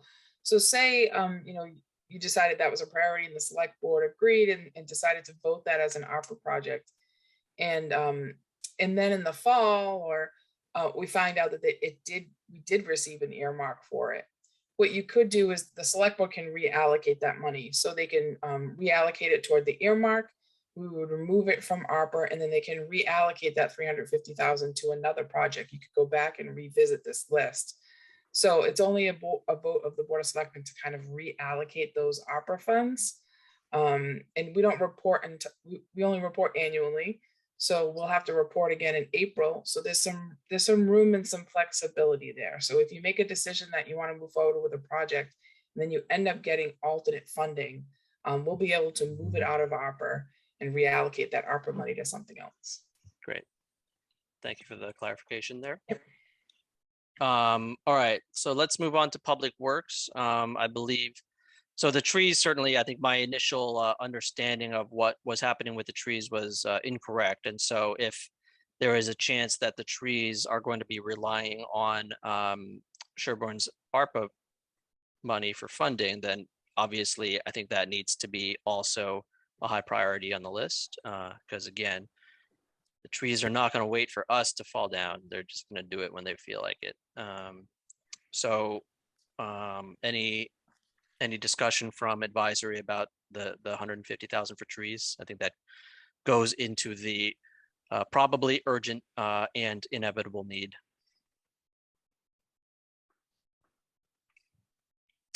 All right, the next thing would be the sidewalk improvements. So I don't know, Sean, can you speak quickly to the sort of $250,000 for sidewalk improvements? And then if you know anything about, it says also submitted for state earmark and other state funding may be available for this project. So what's the executive summary of that?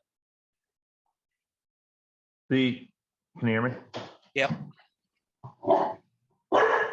Can you hear my dog? Yep. That's our new puppy.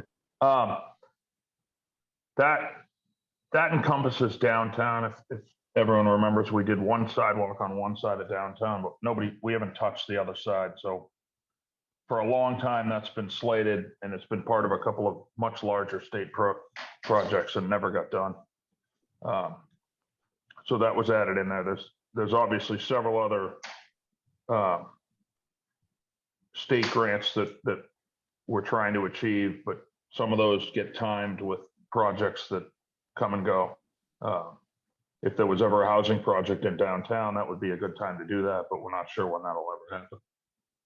So that would fix, it's basically the brick sidewalks and all the entrances to the commercial side of downtown, the C&L Frosty's, post office, everything else. There's nothing ADA compliant in downtown other than what we just added on the fire station side. So anyone that's tried to walk a baby stroller, or God help you if you were on a wheelchair trying to get through those ramps, it's not good. So that would fix that. It's a lot of work, obviously. Yeah. And how would you sort of rate the urgency and inevitability of that project?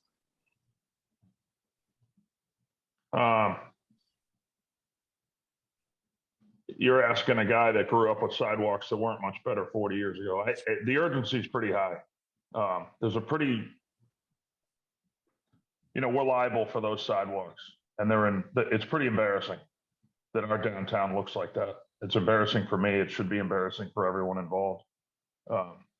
There's a plethora of reasons why it's been left that way, but it really shouldn't stay like that. You can't walk through downtown. We can't snow blow it. You can't get through there with a baby stroller without almost dumping the child out of the front of the stroller on the way to get an ice cream. So I guess I'd leave it to the rest of the committee to see how urgent that is, but it's not safe. Steve, one caution is as we go through each of these, we'll quickly run out of the 700,000 before we really get to the end. So yeah, but I don't think we may have to bypass some of these.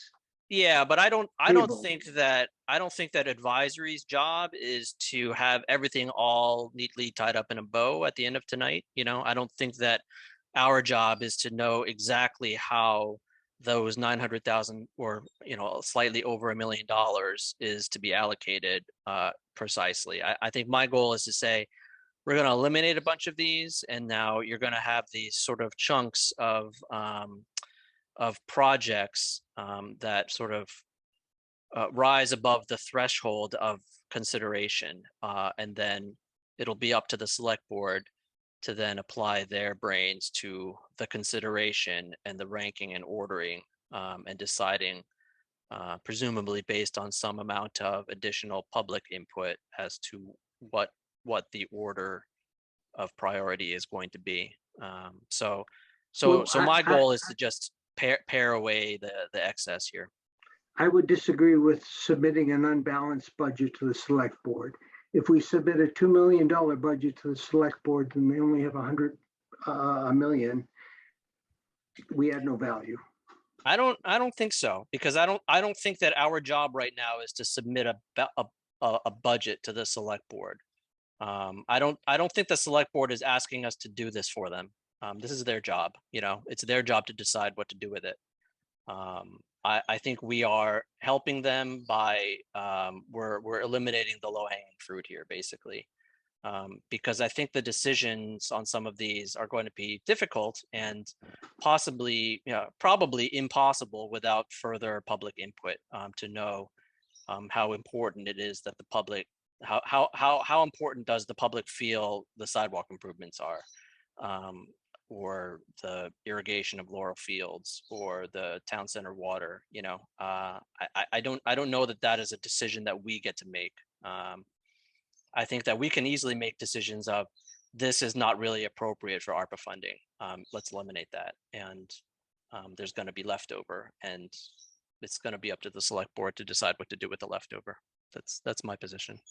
I yield to your wisdom. So I would propose that we leave the sidewalk improvements in that sort of urgent capital item that isn't on the capital plan category. Based on what Sean said, but it wouldn't surprise me if the select board decided that other projects were of higher priority. But to me, it fits into that category. But I welcome any other input from advisory members.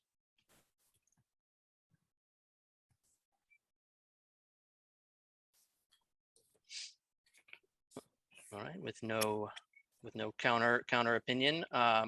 I would then suggest that probably the rest of DPW be eliminated from the list based on them being the sort of routine capital items that are already on the capital plan year after year, and for which the town ought to already have a long-term capital strategy. Any objections to that? All right, let's move on to public library landscaping improvements. Dan, is this something that you sort of know about? It's not a project that I'm sponsoring. It's right, Elizabeth Johnston. I do know a little bit about it, so I can provide a little bit of background if there isn't anybody else on the call who's able to do that.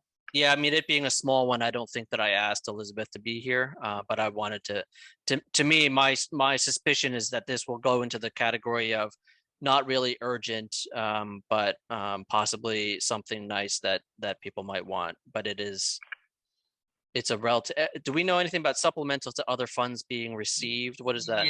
Yeah. So the landscaping around the library, for the most part, wasn't explicitly budgeted as part of the library project. There is a grant that has been received, I believe, for $75,000 from the Wheezy Foundation, which is going to pay for some of that, some of the landscaping. And I think this was meant to be supplemental to that. So that's the bit that I can add. It looks like Jeff may be able to add some more.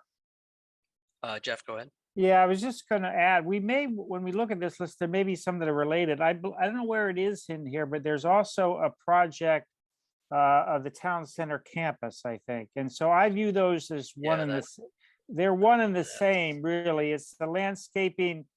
Originally, it was just the library, including the stairs that need to be replaced.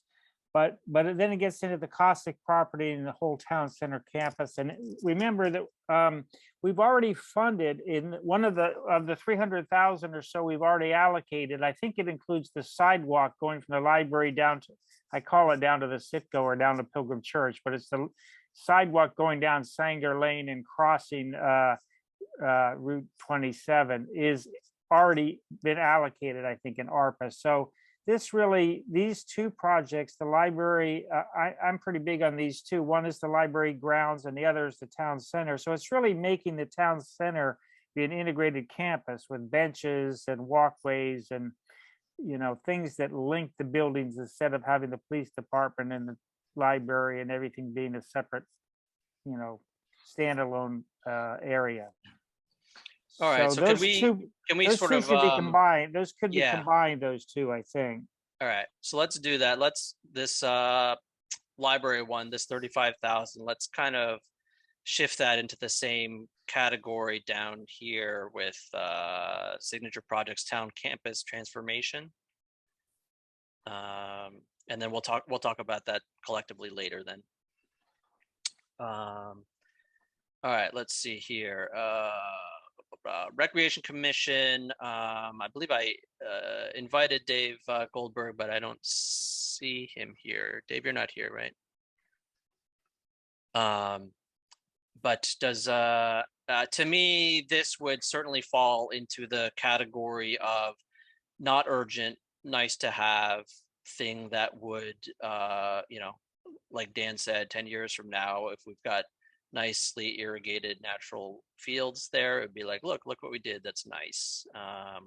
So that I would suggest keeping this on the list into that category of would be nice to have. Maybe if all the people in town really want it, that would be something to consider. But it being over a third of our entire ARPA allocation, it's a tough pill to swallow for me. But Steve, this also falls into the revenue producing cost centers where with better grass fields, they can charge more, and that aspect isn't included in the full analysis. Sean, go ahead. Yeah, I thought they were going to be here, but before you just throw that out, 49.5% of the town voted down the turf fields with the assumption that they were going to go after grass fields. Everybody wanted something, and the people that voted down turf fields were pretty adamant in a lot of meetings. You should make some good natural grass fields. The only way to do that is irrigation and a lot of care. So I think the town already opined on this, and that they should bring something back. I'm not saying you should just vote it in, but you shouldn't throw it out either. No, I'm not throwing it out. I'm suggesting that it stay in the, because in my mind, the three categories, the way that we're dividing up the ARPA money is the COVID reserve amount, the urgent capital projects bucket, and then the non-urgent, I think what I am considering signature projects, meaning things that make the town a nicer place, but are not of an urgent nature. And so I would hope you would think that makes a nicer place. Yeah. You're and putting so in I'm that bucket? Yeah, that's the bucket that okay. I'm suggesting that it remain in. Oh, okay. Yeah, and I should point out that the town did vote to increase the rec commission's budget by like $150,000 precisely to upgrade and maintain the natural turf fields throughout the town. I understand Agreed. that this, and I think this complements that really well. Yeah, and I understand that. Deb, go one ahead. we can afford and one to determine if we can afford it. Now, if it's opera funding, yes, we get it from the state or the government. But again, it's a revenue producing cost center. And yes, it's nice to have, but can we afford it with or without? And I guess the voters select board must determine that. Deb, go ahead. Yeah, I think Diane had a conversation with Dave yesterday about the dollar amount. It really, that 350 is truly a ballpark, a true guesstimate. I mean, it could be as low as 150, it could be as high as 500 for all he knows. There wasn't any research done. It was just a true guesstimate. So to throw it out based on a number, I think a little bit more research would need to be done prior to that. Yeah, and again, I am not proposing that we throw this one out. I am proposing that we place it into the non-urgent, nice to have category. Okay, yeah, I just wanted you to be aware that 350 is a very loose number. Thanks. Does anybody else from advisory have any opinion on whether to change the category or whether to eliminate it or whether to up the priority of the irrigation project?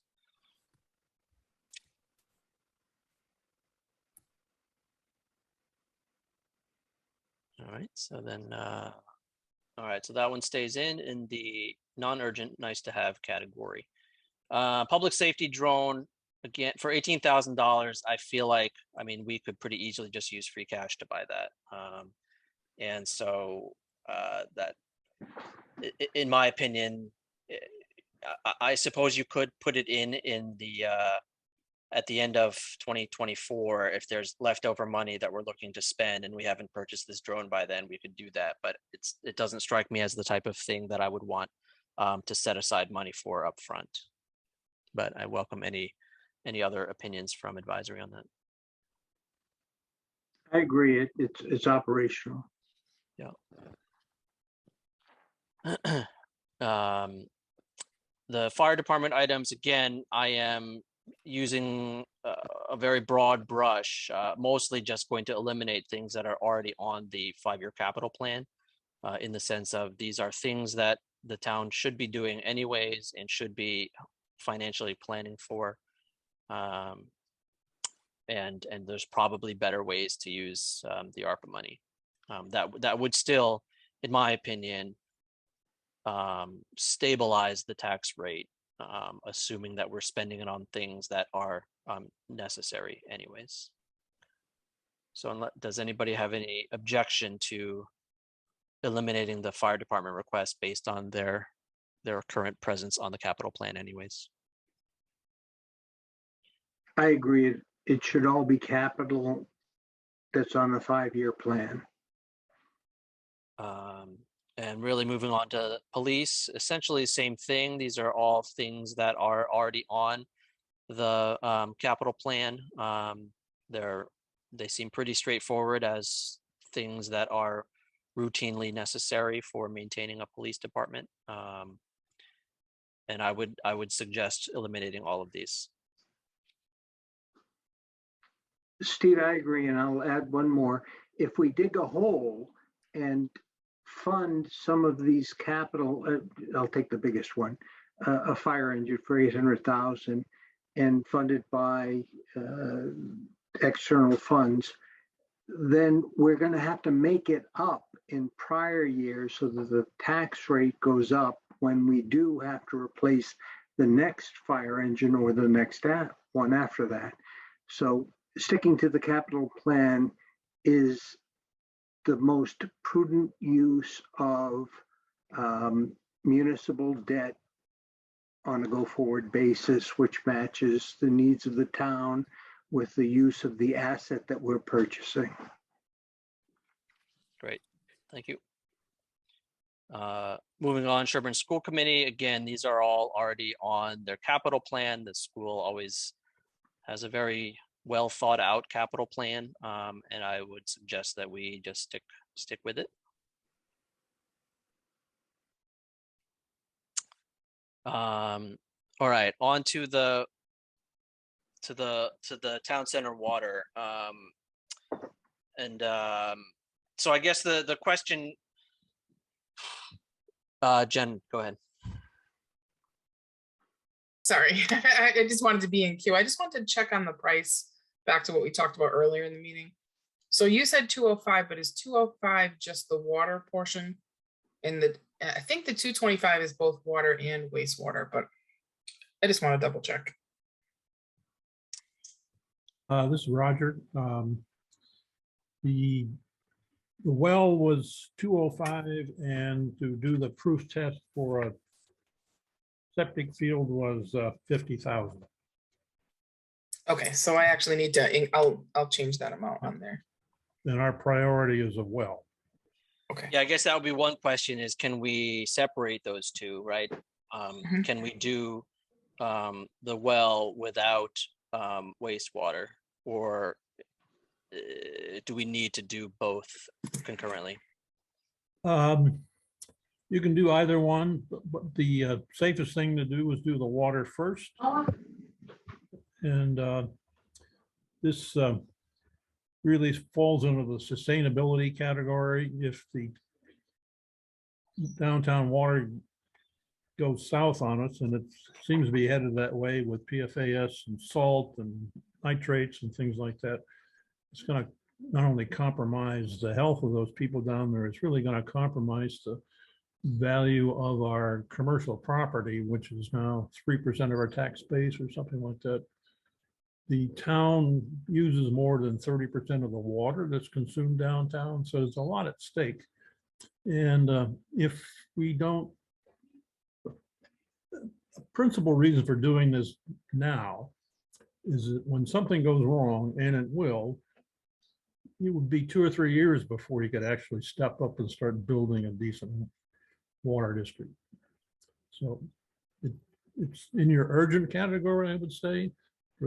And if you look at the master plan, you'll see that water is scattered throughout it and how it's constraining the value of the property there and the ways to develop carefully downtown, that sort of stuff. So this idea has been around for decades, but there's never been an opportunity to pay for it like we've seen now. And I think it's an excellent insurance policy.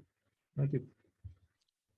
One question I have for you, Roger, and I know you probably don't have an up-to-date number on it, but what was the estimate for the actual project of installing the well and piping up the town center?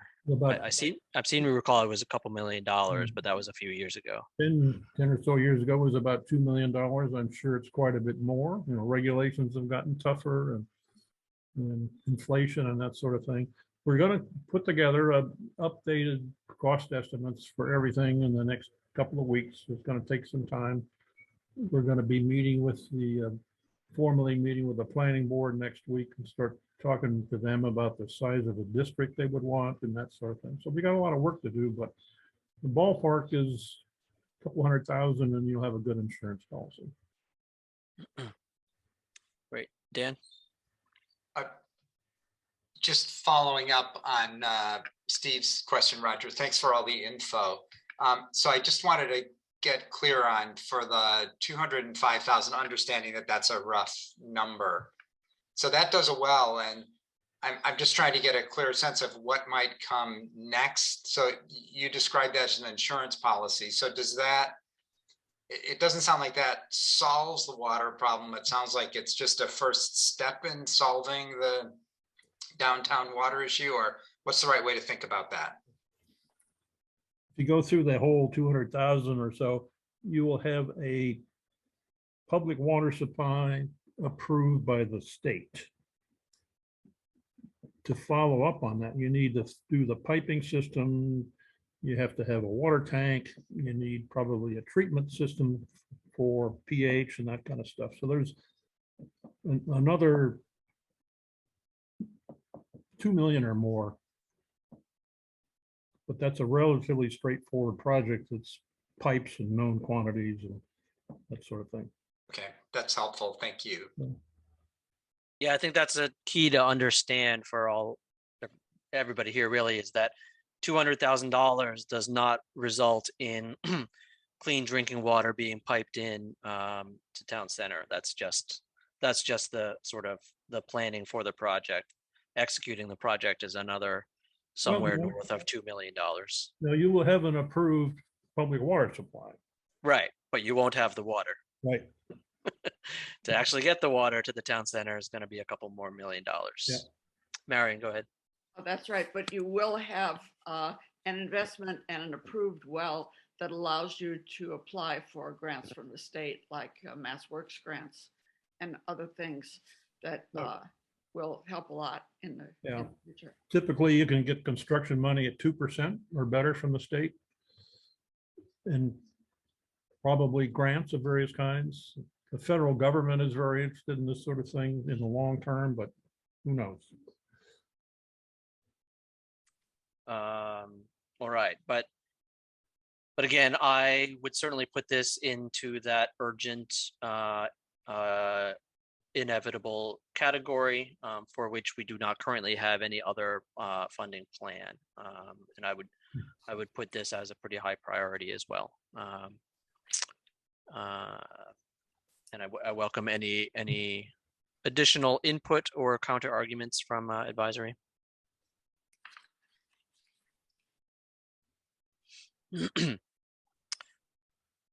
All right. With none, let's move on to the farm pond items. So the first one, the watershed plan at 50,000, I guess we've heard it is moved through the first significant hurdle for state funding. So I guess the question becomes, are we confident enough that that money is going to come that we should reasonably eliminate that from consideration, or should we still just leave that in there? And anybody who knows better how the whole state earmark system works, because I really don't. Steve, this is Diane. I would just leave it in there until we get the okay that we actually do have the money. I would just leave it there. All right. And I don't, Deb, you may know the answer to this, but I seem to recall that there was a meeting a few months ago where was that project proposed to advisory and we actually already approved it anyways, but then we decided to put the whole ARPA thing on hold. So the select board never actually considered it. Is that something that advisory is actually already approved anyways, the $50,000? Yeah, the advisory actually has already approved this. Okay, great. And then this is what started the whole ARPA discussion and getting Jen involved, because when I went to the select board, they're like, we want to see everything before we approve this. Yep. So yeah, it has been approved by advisory. And if anything, I know just talking to Jeannie and things like this, they really wanted to get started on this, because once this begins, then they can apply for grants and things like that. Yeah. So if nothing else, it would be nice to allocate this. And if the money does come through from the earmark, we can, reallocate, but at least let them get started on this before we wait much longer, because they did ask for this back in February. Yeah. Don't blame me. We already approved it. Yeah. So yeah, I guess signature's already on that paper. Yeah. Okay, so can somebody explain the $110,000 for replace main stair system, improve stormwater conditions? I don't know if Melinda, if you wanted to do it. This is Kath. I'm on my husband's account, but do you want to know where that money came from or what it is for? What it is for? What it is for is to stop erosion at the beach. I think we had done in a PowerPoint. I don't know who saw it, but the beach is heavily eroded at the pond. The water is just flying down that path and washing all the sand into the pond. So that path has been a problem for a while, and it really should, instead of going straight down a hill, it should curve. We've known that for a while. So that's what the request is for, is to redo that in a contoured manner. Okay. All right. Anybody from advisory have sort of opinions on that? I think I would probably also put this into that sort of urgent capital, probably inevitable, no current plan for it. I might put that slightly lower than the town center water project in terms of impact to the town at large. But still, it seems like it is in that category where something needs to be done probably quite soon. Steve, again, I have one question. Will that project resolve the runoff or just improve it? And it's semantics, but like it will retain 80% of the sand every year versus 100% or it will fix it forever? Well, good question. There's a certain amount of erosion that's happening even from just the pond, the beach being at the base of a big hill. So there is definitely water flowing off of the hill. But if we're using that contour, that space, we are expecting to resolve that problem as well. So we are hoping it would do everything at once. So it would change the water from flying down that path. And in using the space on the hill, we could certainly build the swales and channel the water that's coming straight off just the natural sort of hillside right into the beach. That's Great. not- And this isn't just a guesstimate, but you have engineers or a contractor that came in and said, we can do this for this price. We did get a first look at that, a first number. We did talk that over with somebody who has built these things. I don't know that it's we did get that quote. I don't know if things more expensive or in more detail cost more. Yeah, I'll just jump in real quick because I'm looking at it. We have a full page estimate if advisory ever wanted to see it, that outlines the scope of the project and outline all of the costs and fees associated with it. So it's Thank you.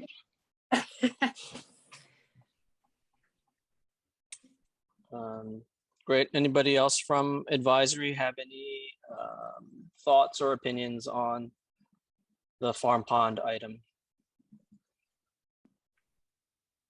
Or any objections to keeping it in the relatively urgent capital project category? I'd agree, Steve, with your characterization of urgent, but maybe a little less urgent than some of the others. Yeah, farm pond is an asset that all townspeople can use. All right, on to the town forest ones. These ones, my initial inclination would be to eliminate them based on them being relatively small in size, and this being a revolving fund that ideally should be sort of revolving and taking care of itself.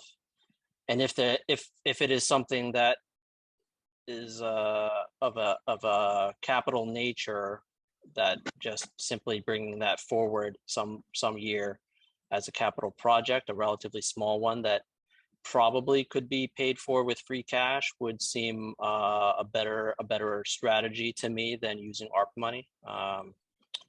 But I would welcome any other advisory input. Again, I'm tending to not prioritize small things on the assumption that we can find other ways to pay for small things.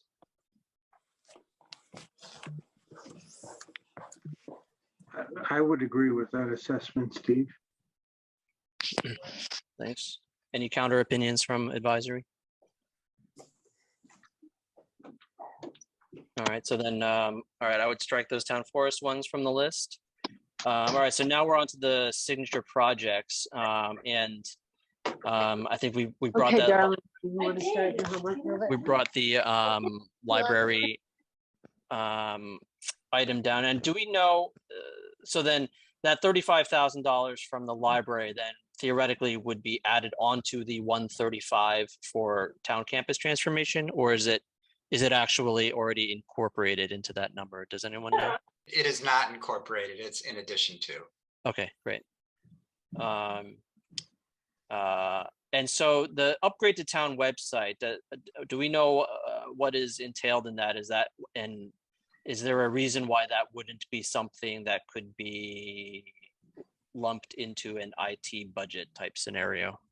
It could be lumped into an IT budget scenario. There's also, in a way, not unrelated to digitization of town records, in that part of the idea of upgrading the website is just to make it easier to navigate, easier to find things, as Corey mentioned, portal that lets people in kind of one place get most of what they would want from the town. but it's a small amount. It certainly could be part of another budget. Yeah. To me, that seems like something that should be handled in a non-ARPA fashion. I mean, I am all for upgrades to town websites. I'm just not sure that this is the best use of it. And then I think the town campus transformation would certainly fall into that non-urgent but nice to have category, like the irrigation of the Laurel Fields. And I would propose keeping it on the list in that same category. Steve, just a quick follow-up on that.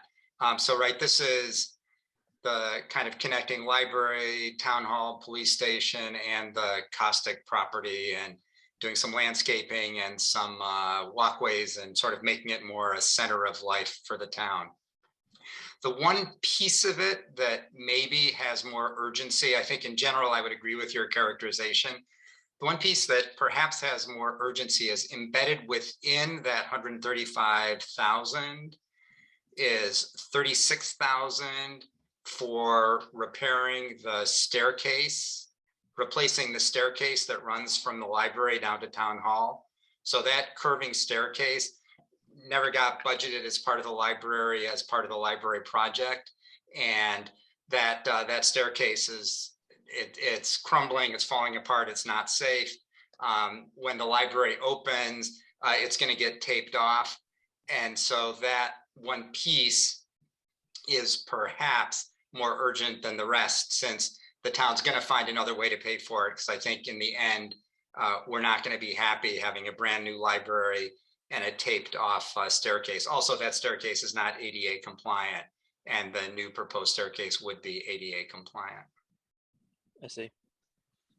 I think that makes sense. I don't know that I would necessarily want to break that out into its own thing, into a separate category. But I guess I would say, Jen, when you present the list to the select board, if you can add in that particular nuance to that item. Okay. Again, I think it's, it is, I guess, significant that this large project that has been the albatross of this town, when it finally opens, we don't want it to still have a big Band-Aid on it, I guess. In one additional piece is, if that $40,000 ADA walkway is an imperative. I believe we just spent like $200,000 to get the walkway to town hall fixed. So it sounds like it's something we should be doing anyway, regardless of the whole project being complete. And so, that's a tough one, because we did the front of town hall for, I forget the total cost, but it was market rate at the time, which was exorbitant. So if we're to parse it, it's something we should be doing, and, may not be urgent, though it is a signature project, Dan, and I appreciate that. But it's something that's probably a capital item. It is a capital item. Natalie? I was just wondering if whoever deals with the Friends of the Library, is that something that they could help support and take charge of? That's what I was just, that sounds like something that would be right up their alley, fundraisers, and they have things. Yeah, so my understanding is that, first let me just back up and one bit of background information. So this project, I'm talking about it because I was involved in the group with Jen, Diane, and Deb that worked on putting this list together. But this project was put together by Janet Walsh and Sam Nelson, And full disclosure, Sam Nelson is my husband, just so that's out there for everyone to know. But I think, Natalie, that they approached a variety of groups to try to see about getting funding for the staircase, and it kind of fell through everybody's fingers, and there just wasn't any funding out there from the sort of sources that you mentioned, which is why I think the idea was to think about the possibility of ARPA funding.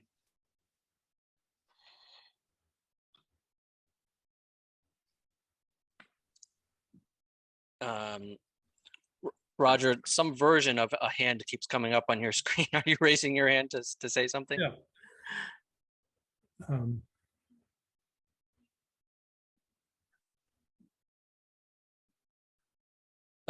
You were unmuted and you just muted yourself, Roger.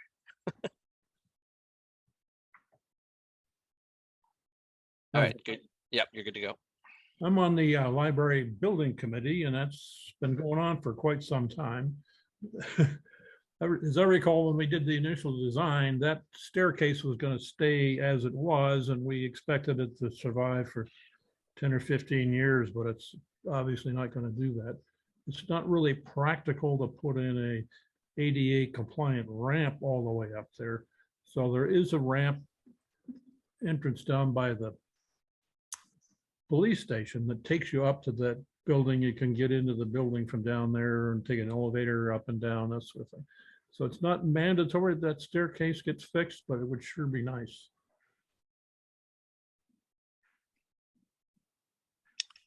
I'm wondering, is that the type of thing that we could do a reserve fund transfer to pay for? That might be an inappropriate use of the reserve fund, but I'm just trying to think of alternate ways that we could fund that project, since it's relatively small. I don't know, does anyone have thoughts? I think what we're doing here is parsing 135,000 into one component, which there could be a solution in many ways to fund that. But specifically to address the library committee, when I was on it, they're really the building and inside the building, and what happens outside is really the town campus. So it's up to the taxpayers to fund that. And if we can keep that historic slate walkway, which is many years old, I think that's what they tried to do. And Roger may have mentioned that it was never in the original plan, and we were just going to put a sidewalk next to it and then curbing so people could park, and then everyone could get in the back way up to the all levels of the library. But it's a nice to have, in one way or another. I think all taxpayers at some point would say, yes, this should happen. Whether we use ARPA funds or not, is to be decided. Peter, how would you feel about using reserve fund transfer for it? I wouldn't use reserve fund. That reserve fund transfer is for the life and limb and unborn child of someone who's going to lose one of those. We're 1 month away. We're 1 month away from the end of the fiscal year. Deb, do you have no offhand how much is currently in the reserve fund? Yeah, there's $218,000. But, some of that might need to be used to cover other departments that have run over budget, such as legal and things like that. So, and the reserve fund is truly used for unexpected expenses. I don't know if this would fall into the unexpected category. Yeah. Do we have any idea when anybody might want to walk up those stairs, like a year? The library is currently scheduled to be completed in the fall, This fall. this fall. Yeah. Okay.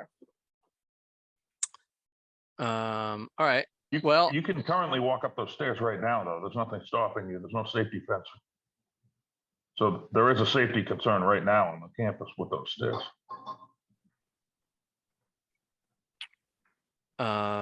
Well, I guess I would propose I feel like we're getting into a splitting hairs element here, and I would propose that essentially we keep town campus transformation, including the library stairs, in that non-urgent but nice to have bucket, but with that added nuance about the stairs, and let the select board ultimately decide how they want to prioritize that the items that are in that category.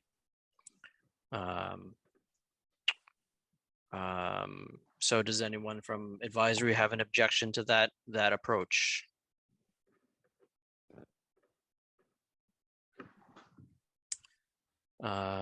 Great.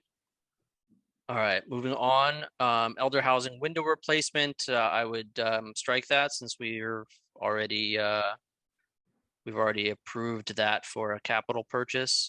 Plus elder housing will be servicing that debt. And then all the select board items, again, as they are already in the long-term capital plan, as with all of the other things, I would suggest striking these from the list. Any objections to that? No, I support that. Great, thank you. All right, so now below this line, so we have paving of Rockwood. I would eliminate that, because that's obviously the entire ARPA fund, and we don't actually even have an estimate for it anyways. Any counter opinion to that from advisory? And I think our back of the envelope projection is that a million is probably not anywhere close to enough money to pave that road. Let's see, this Maple and Washington Street, I believe this would be money for actually doing the project at Maple and Washington. And again, that obviously is something that is much further along than paving Rockwood, but for similar reasons, I would suggest that we not put ARPA funds towards that, especially given the submitted for state earmark and other funding may be available. I think there's too much still unknown about it to say that we want to commit a large chunk of ARPA money to that. But I welcome any other input or opinions about that. I'm not super firm about it. It's a number that is greater than the amount of money that we have to spend. So, Steve, refresh my memory. This is the circle, the little circle, the rotary. yes, it is. Yeah. And we voted on that at town meeting, didn't we? Yes, but that was for the engineering plan. This would be for the actual construction project. Right. Again, I think that's a capital item for the whole town to bear for the life of that rotary, which is multiple years.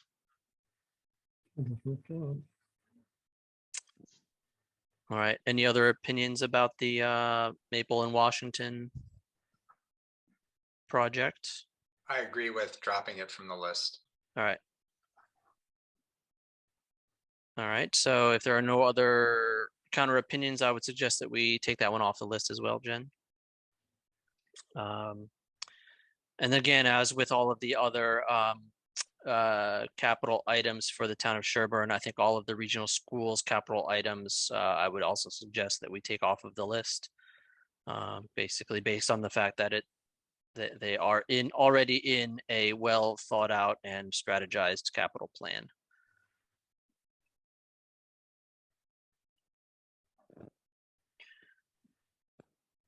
Eric, go ahead. Thank you. I had to wait until actually Jeff stepped off. So Jeff nicely stepped off so I could speak a little bit. So I'm not looking to rehash a lot. I wasn't able to attend with quorum issues earlier in the meeting here. But just what you said now just triggered just a couple little things in me. So do you mind if I just make like 2 statements on this? I'm not sure if this is the right time or not. Please go ahead. Yeah. I know what I intend to support before the select board is things that basically, like you said at the beginning, are things that offset basically the tax burden on the average resident, and also, like you said, is beneficial to a large number of residents. But it's kind of the opposite of what you just recently said, which is why I stepped in now. I'm going to be supporting things that are actually on the existing capital plan. I think those are projects that are actually vetted, that are actually have gone through kind of more of just, this process is great, but these other projects that are on a capital plan, frankly, even the ones approved for FY23 have been voted on by 100 town meeting members and 600 overall residents. And funding those will offset bonding requirements, as I spoke to Deb over the last week. Heidi over the last week, and we are coming onto quite a bonding incline due to the library over the next few years. And I think any relief we can actually give our bonding, and if it is things that have funding sources available, if that funding source is basically the taxpayer, I personally believe that I'm going to be advocating for ARPA funds for those things, like even as much as FY23. The only other thing I wanted to speak to, and I couldn't speak before, is just a quick thing on the wells. Do you mind if I say something about the downtown water? Please. Just because I know you've passed by or whatever. And I want to give compliments to Roger because he's done a great job and had persevered on this project for decades, really. I've actually been on some form of the Downtown Water Committee since 2006. And it's been characterized, I think, because you don't know the future, as an emergency since the 1990s with the high salt was detected and hydrocarbons from Klein's garage. We've seen plans for water supplies going back to the 1930s with tanks on Goulding Street. It's kind of where I'm going with this is there's been a lot of redundant stop work on this over the years and over the decades. I think allocating 225 for something like this is just it's going to make a certain study. It's going to be a little bit redundant of some of the work that's been done, some new work as well. And I just think it's going to stop there. I think the only way a real downtown water is going to happen is one of 2 ways. The first way is that the town has to get behind a complete program from beginning to end, right through the construction. Doing it in a piecemeal is just going to happen what's happened before. In fact, I think the last time we went before a town meeting, maybe 5-6 years ago, was actually rejected, to further any kind of studies on that. And, like I said, the water supply, they've looked at wells, they looked where to put tanks. It's still a bit of a piecemeal mess. And I would encourage not to actually go forward with the 225. And I'm sorry, Roger, with this, but I think it's just going to make it's going to make a study, it's going to make a book, and it's going to die there like many of them have died in the past. So that's what I think. At least that, if you're selecting certain projects, I would encourage, to rethink that one. And I would also encourage you to rethink things on the capital plan. That's what I'm going to be advocating for on the select board. I think things on the capital plan, again, have been more vetted. There's some good projects on here. And I think the big question is, why is it not on the capital plan? I like some of these things proposed for Farm Pond. I actually like the irrigation for the, for the fields. Those should actually be on the capital plan. That's almost a bigger issue than discussing it now. So I'm sorry if it contradicts some of the things I already discussed, but I couldn't speak up before. And I just wanted to at least say my 2 cents. Thanks, Eric. Yeah, certainly. And I think, Sean, sort of made that same point about there may be a bigger issue of these things that we're saying wouldn't otherwise be paid for is, well, why wouldn't they? Why they should come before capital, and capital budget should talk about them, and advisory and select board, and then they should be brought to town meeting, and then the town should decide. And I think that's certainly a reasonable point to make. I think that, not to overturn everything that we just did, but it's like, yes, if we go back to the very beginning, if the goal is to essentially reduce the tax rate as much as possible, which there is a certain part of me that's like, that's what we should do. We should reduce the tax rate as much as possible. Then absolutely, yes, what we should do is put all of this money towards things that the town has already committed money towards, because we know that will precisely reduce the tax rate by a certain amount. But it's, But see, you have to be not careful. Creative.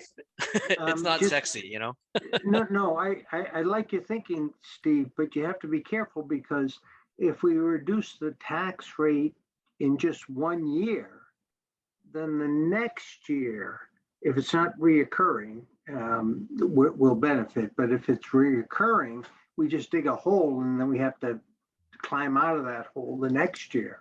Yeah, So- but if it's capital, then you're reducing the debt service over what would have been the life of that borrowing, right? So Right. Capital is one thing that's not operational. It's not, you hire an FTE and you have to fund it till they retire. So I agree absolutely. But the department who supports it also has to know that they can't backfill that capital request with the next needed item, because then we're back where we began. Well, we need that, and yes, we got it for free last year, but this year we need something new. So I'm just maybe been on advisory long enough to know that that tends to occur. yeah. Eric, go ahead. Yeah, so I'm just thinking that's a good point. But just like you said, Stephen, is that, it's bonding. So like vehicles is 5 years, roads are 10 years, buildings are 30, 40 years. It will be reducing over time. I'm also trying to prepare, and I went over this a little too quickly. I don't want to call it the bonding cliff that we're going to come across with the library. That's going to get wrapped up in the bonding in the next year or so. And then we're going to see a spike in it. And that's something I'm concerned about. I'm trying to crunch some numbers.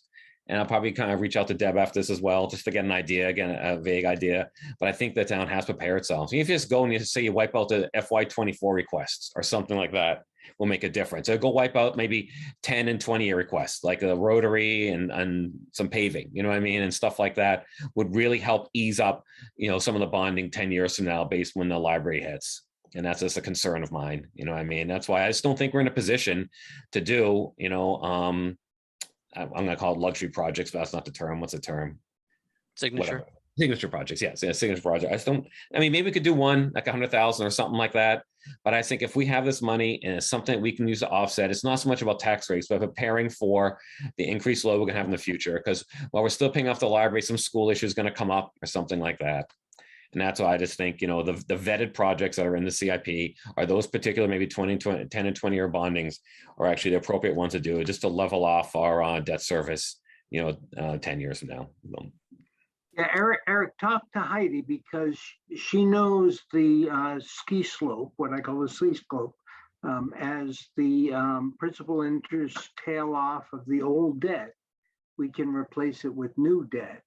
And we have been replacing it pretty abundantly with the things that we needed.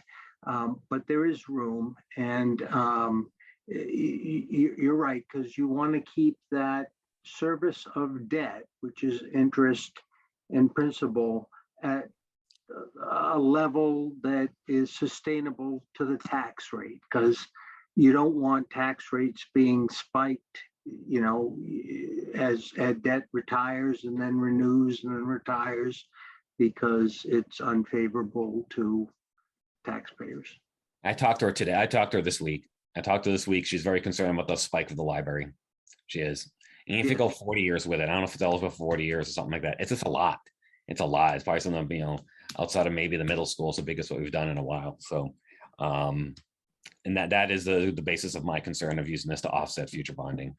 In fact, maybe before when you come, this comes before the select board, maybe I can, give a better presentation on it. But I have talked to her as recently as a couple of days ago. Thank you.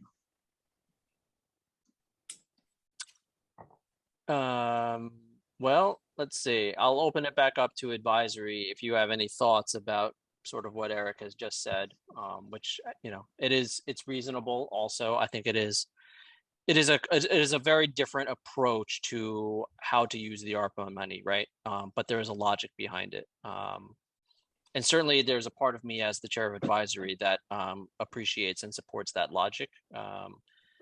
I think that my approach was to try to take that same sort of philosophy, but apply it not to the vetted projects, but to the projects that seem like they are imminent and urgent and will soon become projects that we're paying for anyways.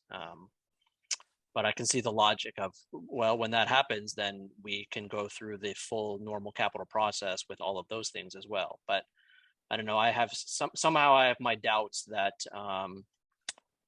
that especially after the library spike, that the town is going to spend $350,000 for a digitization of records, even though I think it's probably pretty necessary, you know. But I don't know. What does everyone else think from advisory? Well, I agree, Si. Well, sorry, go ahead. I said I agree with your assessment. Okay, thanks. Peter? yeah, necessity is the mother of invention. And it really comes down to what means of financing, immediate financing of projects that will have a life, that won't incur costs or reduce revenue, or projects that will not incur capital expenditures in service of debt for the long run. And it's a maximization of those two. So if we can take that $1 million, I'll just say $1 million, and lower the tax rate by whatever means, and there's many moving parts over the next 10, 20 years, if you're talking long-term debt, that's really how we maximize the value of ARPA funds, is to lower the tax rate or moderate, I don't want to say lower, Sean taught me not to say lower, moderate the tax rate over the next 2 decades by this $1 million funding. And that's the art. And do you feel like the strategy that we have spent the last 2.5 hours working on is the best strategy, or do you think that Eric's strategy of dumping it all into the vetted capital projects is the better strategy? It's indeterminable, because I see Eric's point with the long-term debt and the servicing of that long-term debt, but many of those projects that are short-term, one-time expenses do have benefits to the taxpayers currently that could impact the tax rate. So I can't say one way or another.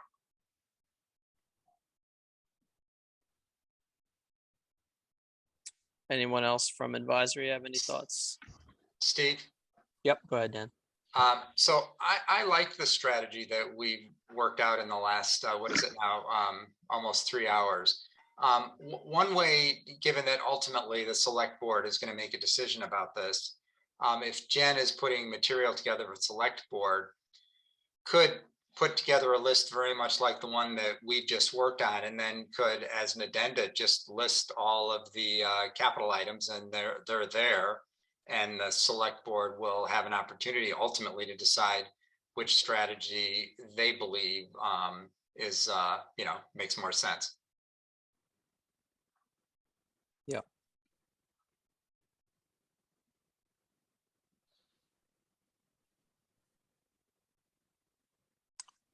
All right. Well, again, like I said at the beginning, because our job is really just to advise, and it is ultimately up to the select board what they want to do. I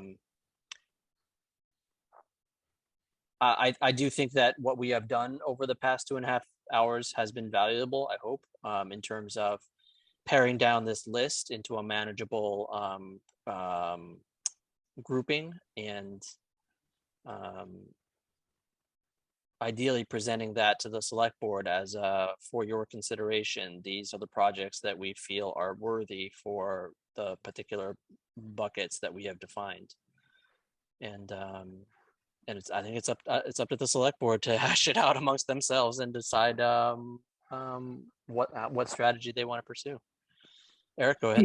Steve, you did supply a forum for many to input, and I know my opinions have altered slightly from input from others, and I hope they have for those that have participated. And as we bring those forward, it can only improve the project process. So thank you. Eric, go ahead.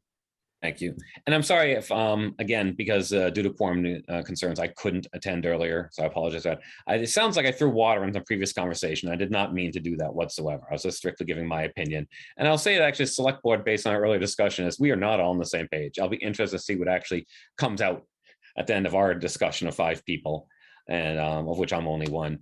And I will say, for example, there's a lot of good projects on here that aren't on the CIP that should be included. The most obvious, I think, is the digitizing of files. I love the idea of digitizing files, and it's been through town halls. Things I think we should have a near paperless system there, as long as it's consistent with public records laws. And I support ideas like that. And I think it's very useful, this discussion, which I'm going to look on video. I think this discussion will be very useful to the board, and your recommendations will be very useful. And I expect you might take most of them as well. So I do want to say that as well. I'm sorry if anything I'd said later completely contradicted the previous 2 hours of meeting, which again, I wasn't able to attend. Yeah.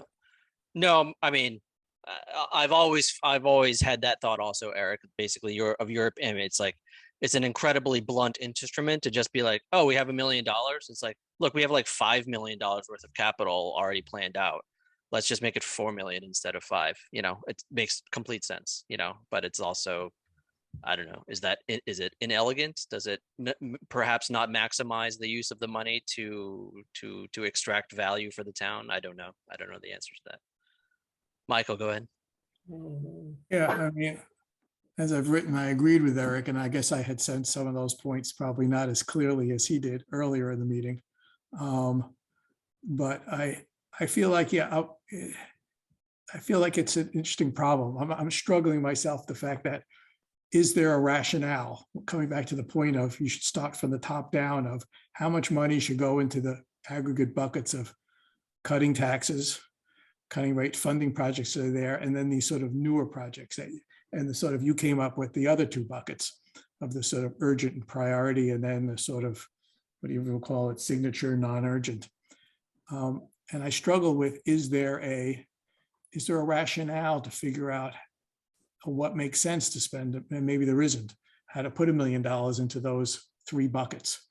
You just worked on just doing 2 buckets, was your approach, because you, and I think there's the third, as even Jeff said in the very beginning, but I'm not sure. I mean, I struggle myself listening to all of this as to, is there a rationale, and whether it comes down to just public appetite in a survey of how much money should go to cutting taxes, how much should go to some projects that we haven't funded, but then there's the gray area of things that should be in the capital budget, like digitizing, or these signature projects, and whether that's part of helping the select board is just, and maybe the only rationale is sensing public opinion about those kind of 3 buckets, or really maybe just 2, cutting taxes and doing something that's new, and giving examples of what each of those kind of things are, and what the impacts on the taxes are if we do, and the value of smoothing out some of our debt burden coming up,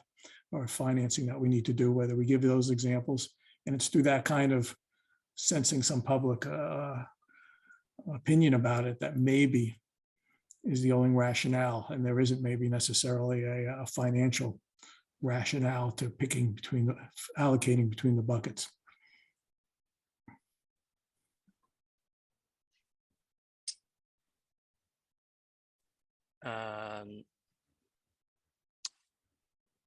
Yes, I mean, I think that to some degree, what we are doing is also kind of kicking the can down the road to the select board. But you know, I think that we've made it hopefully an easier can to kick, and I certainly, one of the messages that I want to send is that the select board should find a way to get broader public input also in the process, because I think that will help to inform the strategy. You know. But again, I think that we've got a pretty good, we have a pretty good, I don't know, group of projects now for the select board to consider. And I will be interested to see what their discussion is like next week. All right. Does anybody else have anything that they want to add before we close out this meeting? Just one thing, Steve, that we did adhere to the master plan. We did adhere to all of the proponents of the large ticket items. As advisory, we always look at that tax rate and how it affects budgets now and into the future. And, you know, for the 3 hours or so that we had here, the product should help the elected officials make better sense of how to allocate $1 million. Yeah.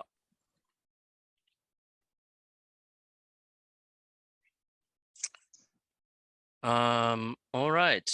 Well, I'm gonna stop this. Stop the screen share. Well, with that, I guess I will take a motion to close the meeting. I move that we adjourn. Second. All right, we'll do a roll call vote. Dan? Aye. Mark? Aye. Nat?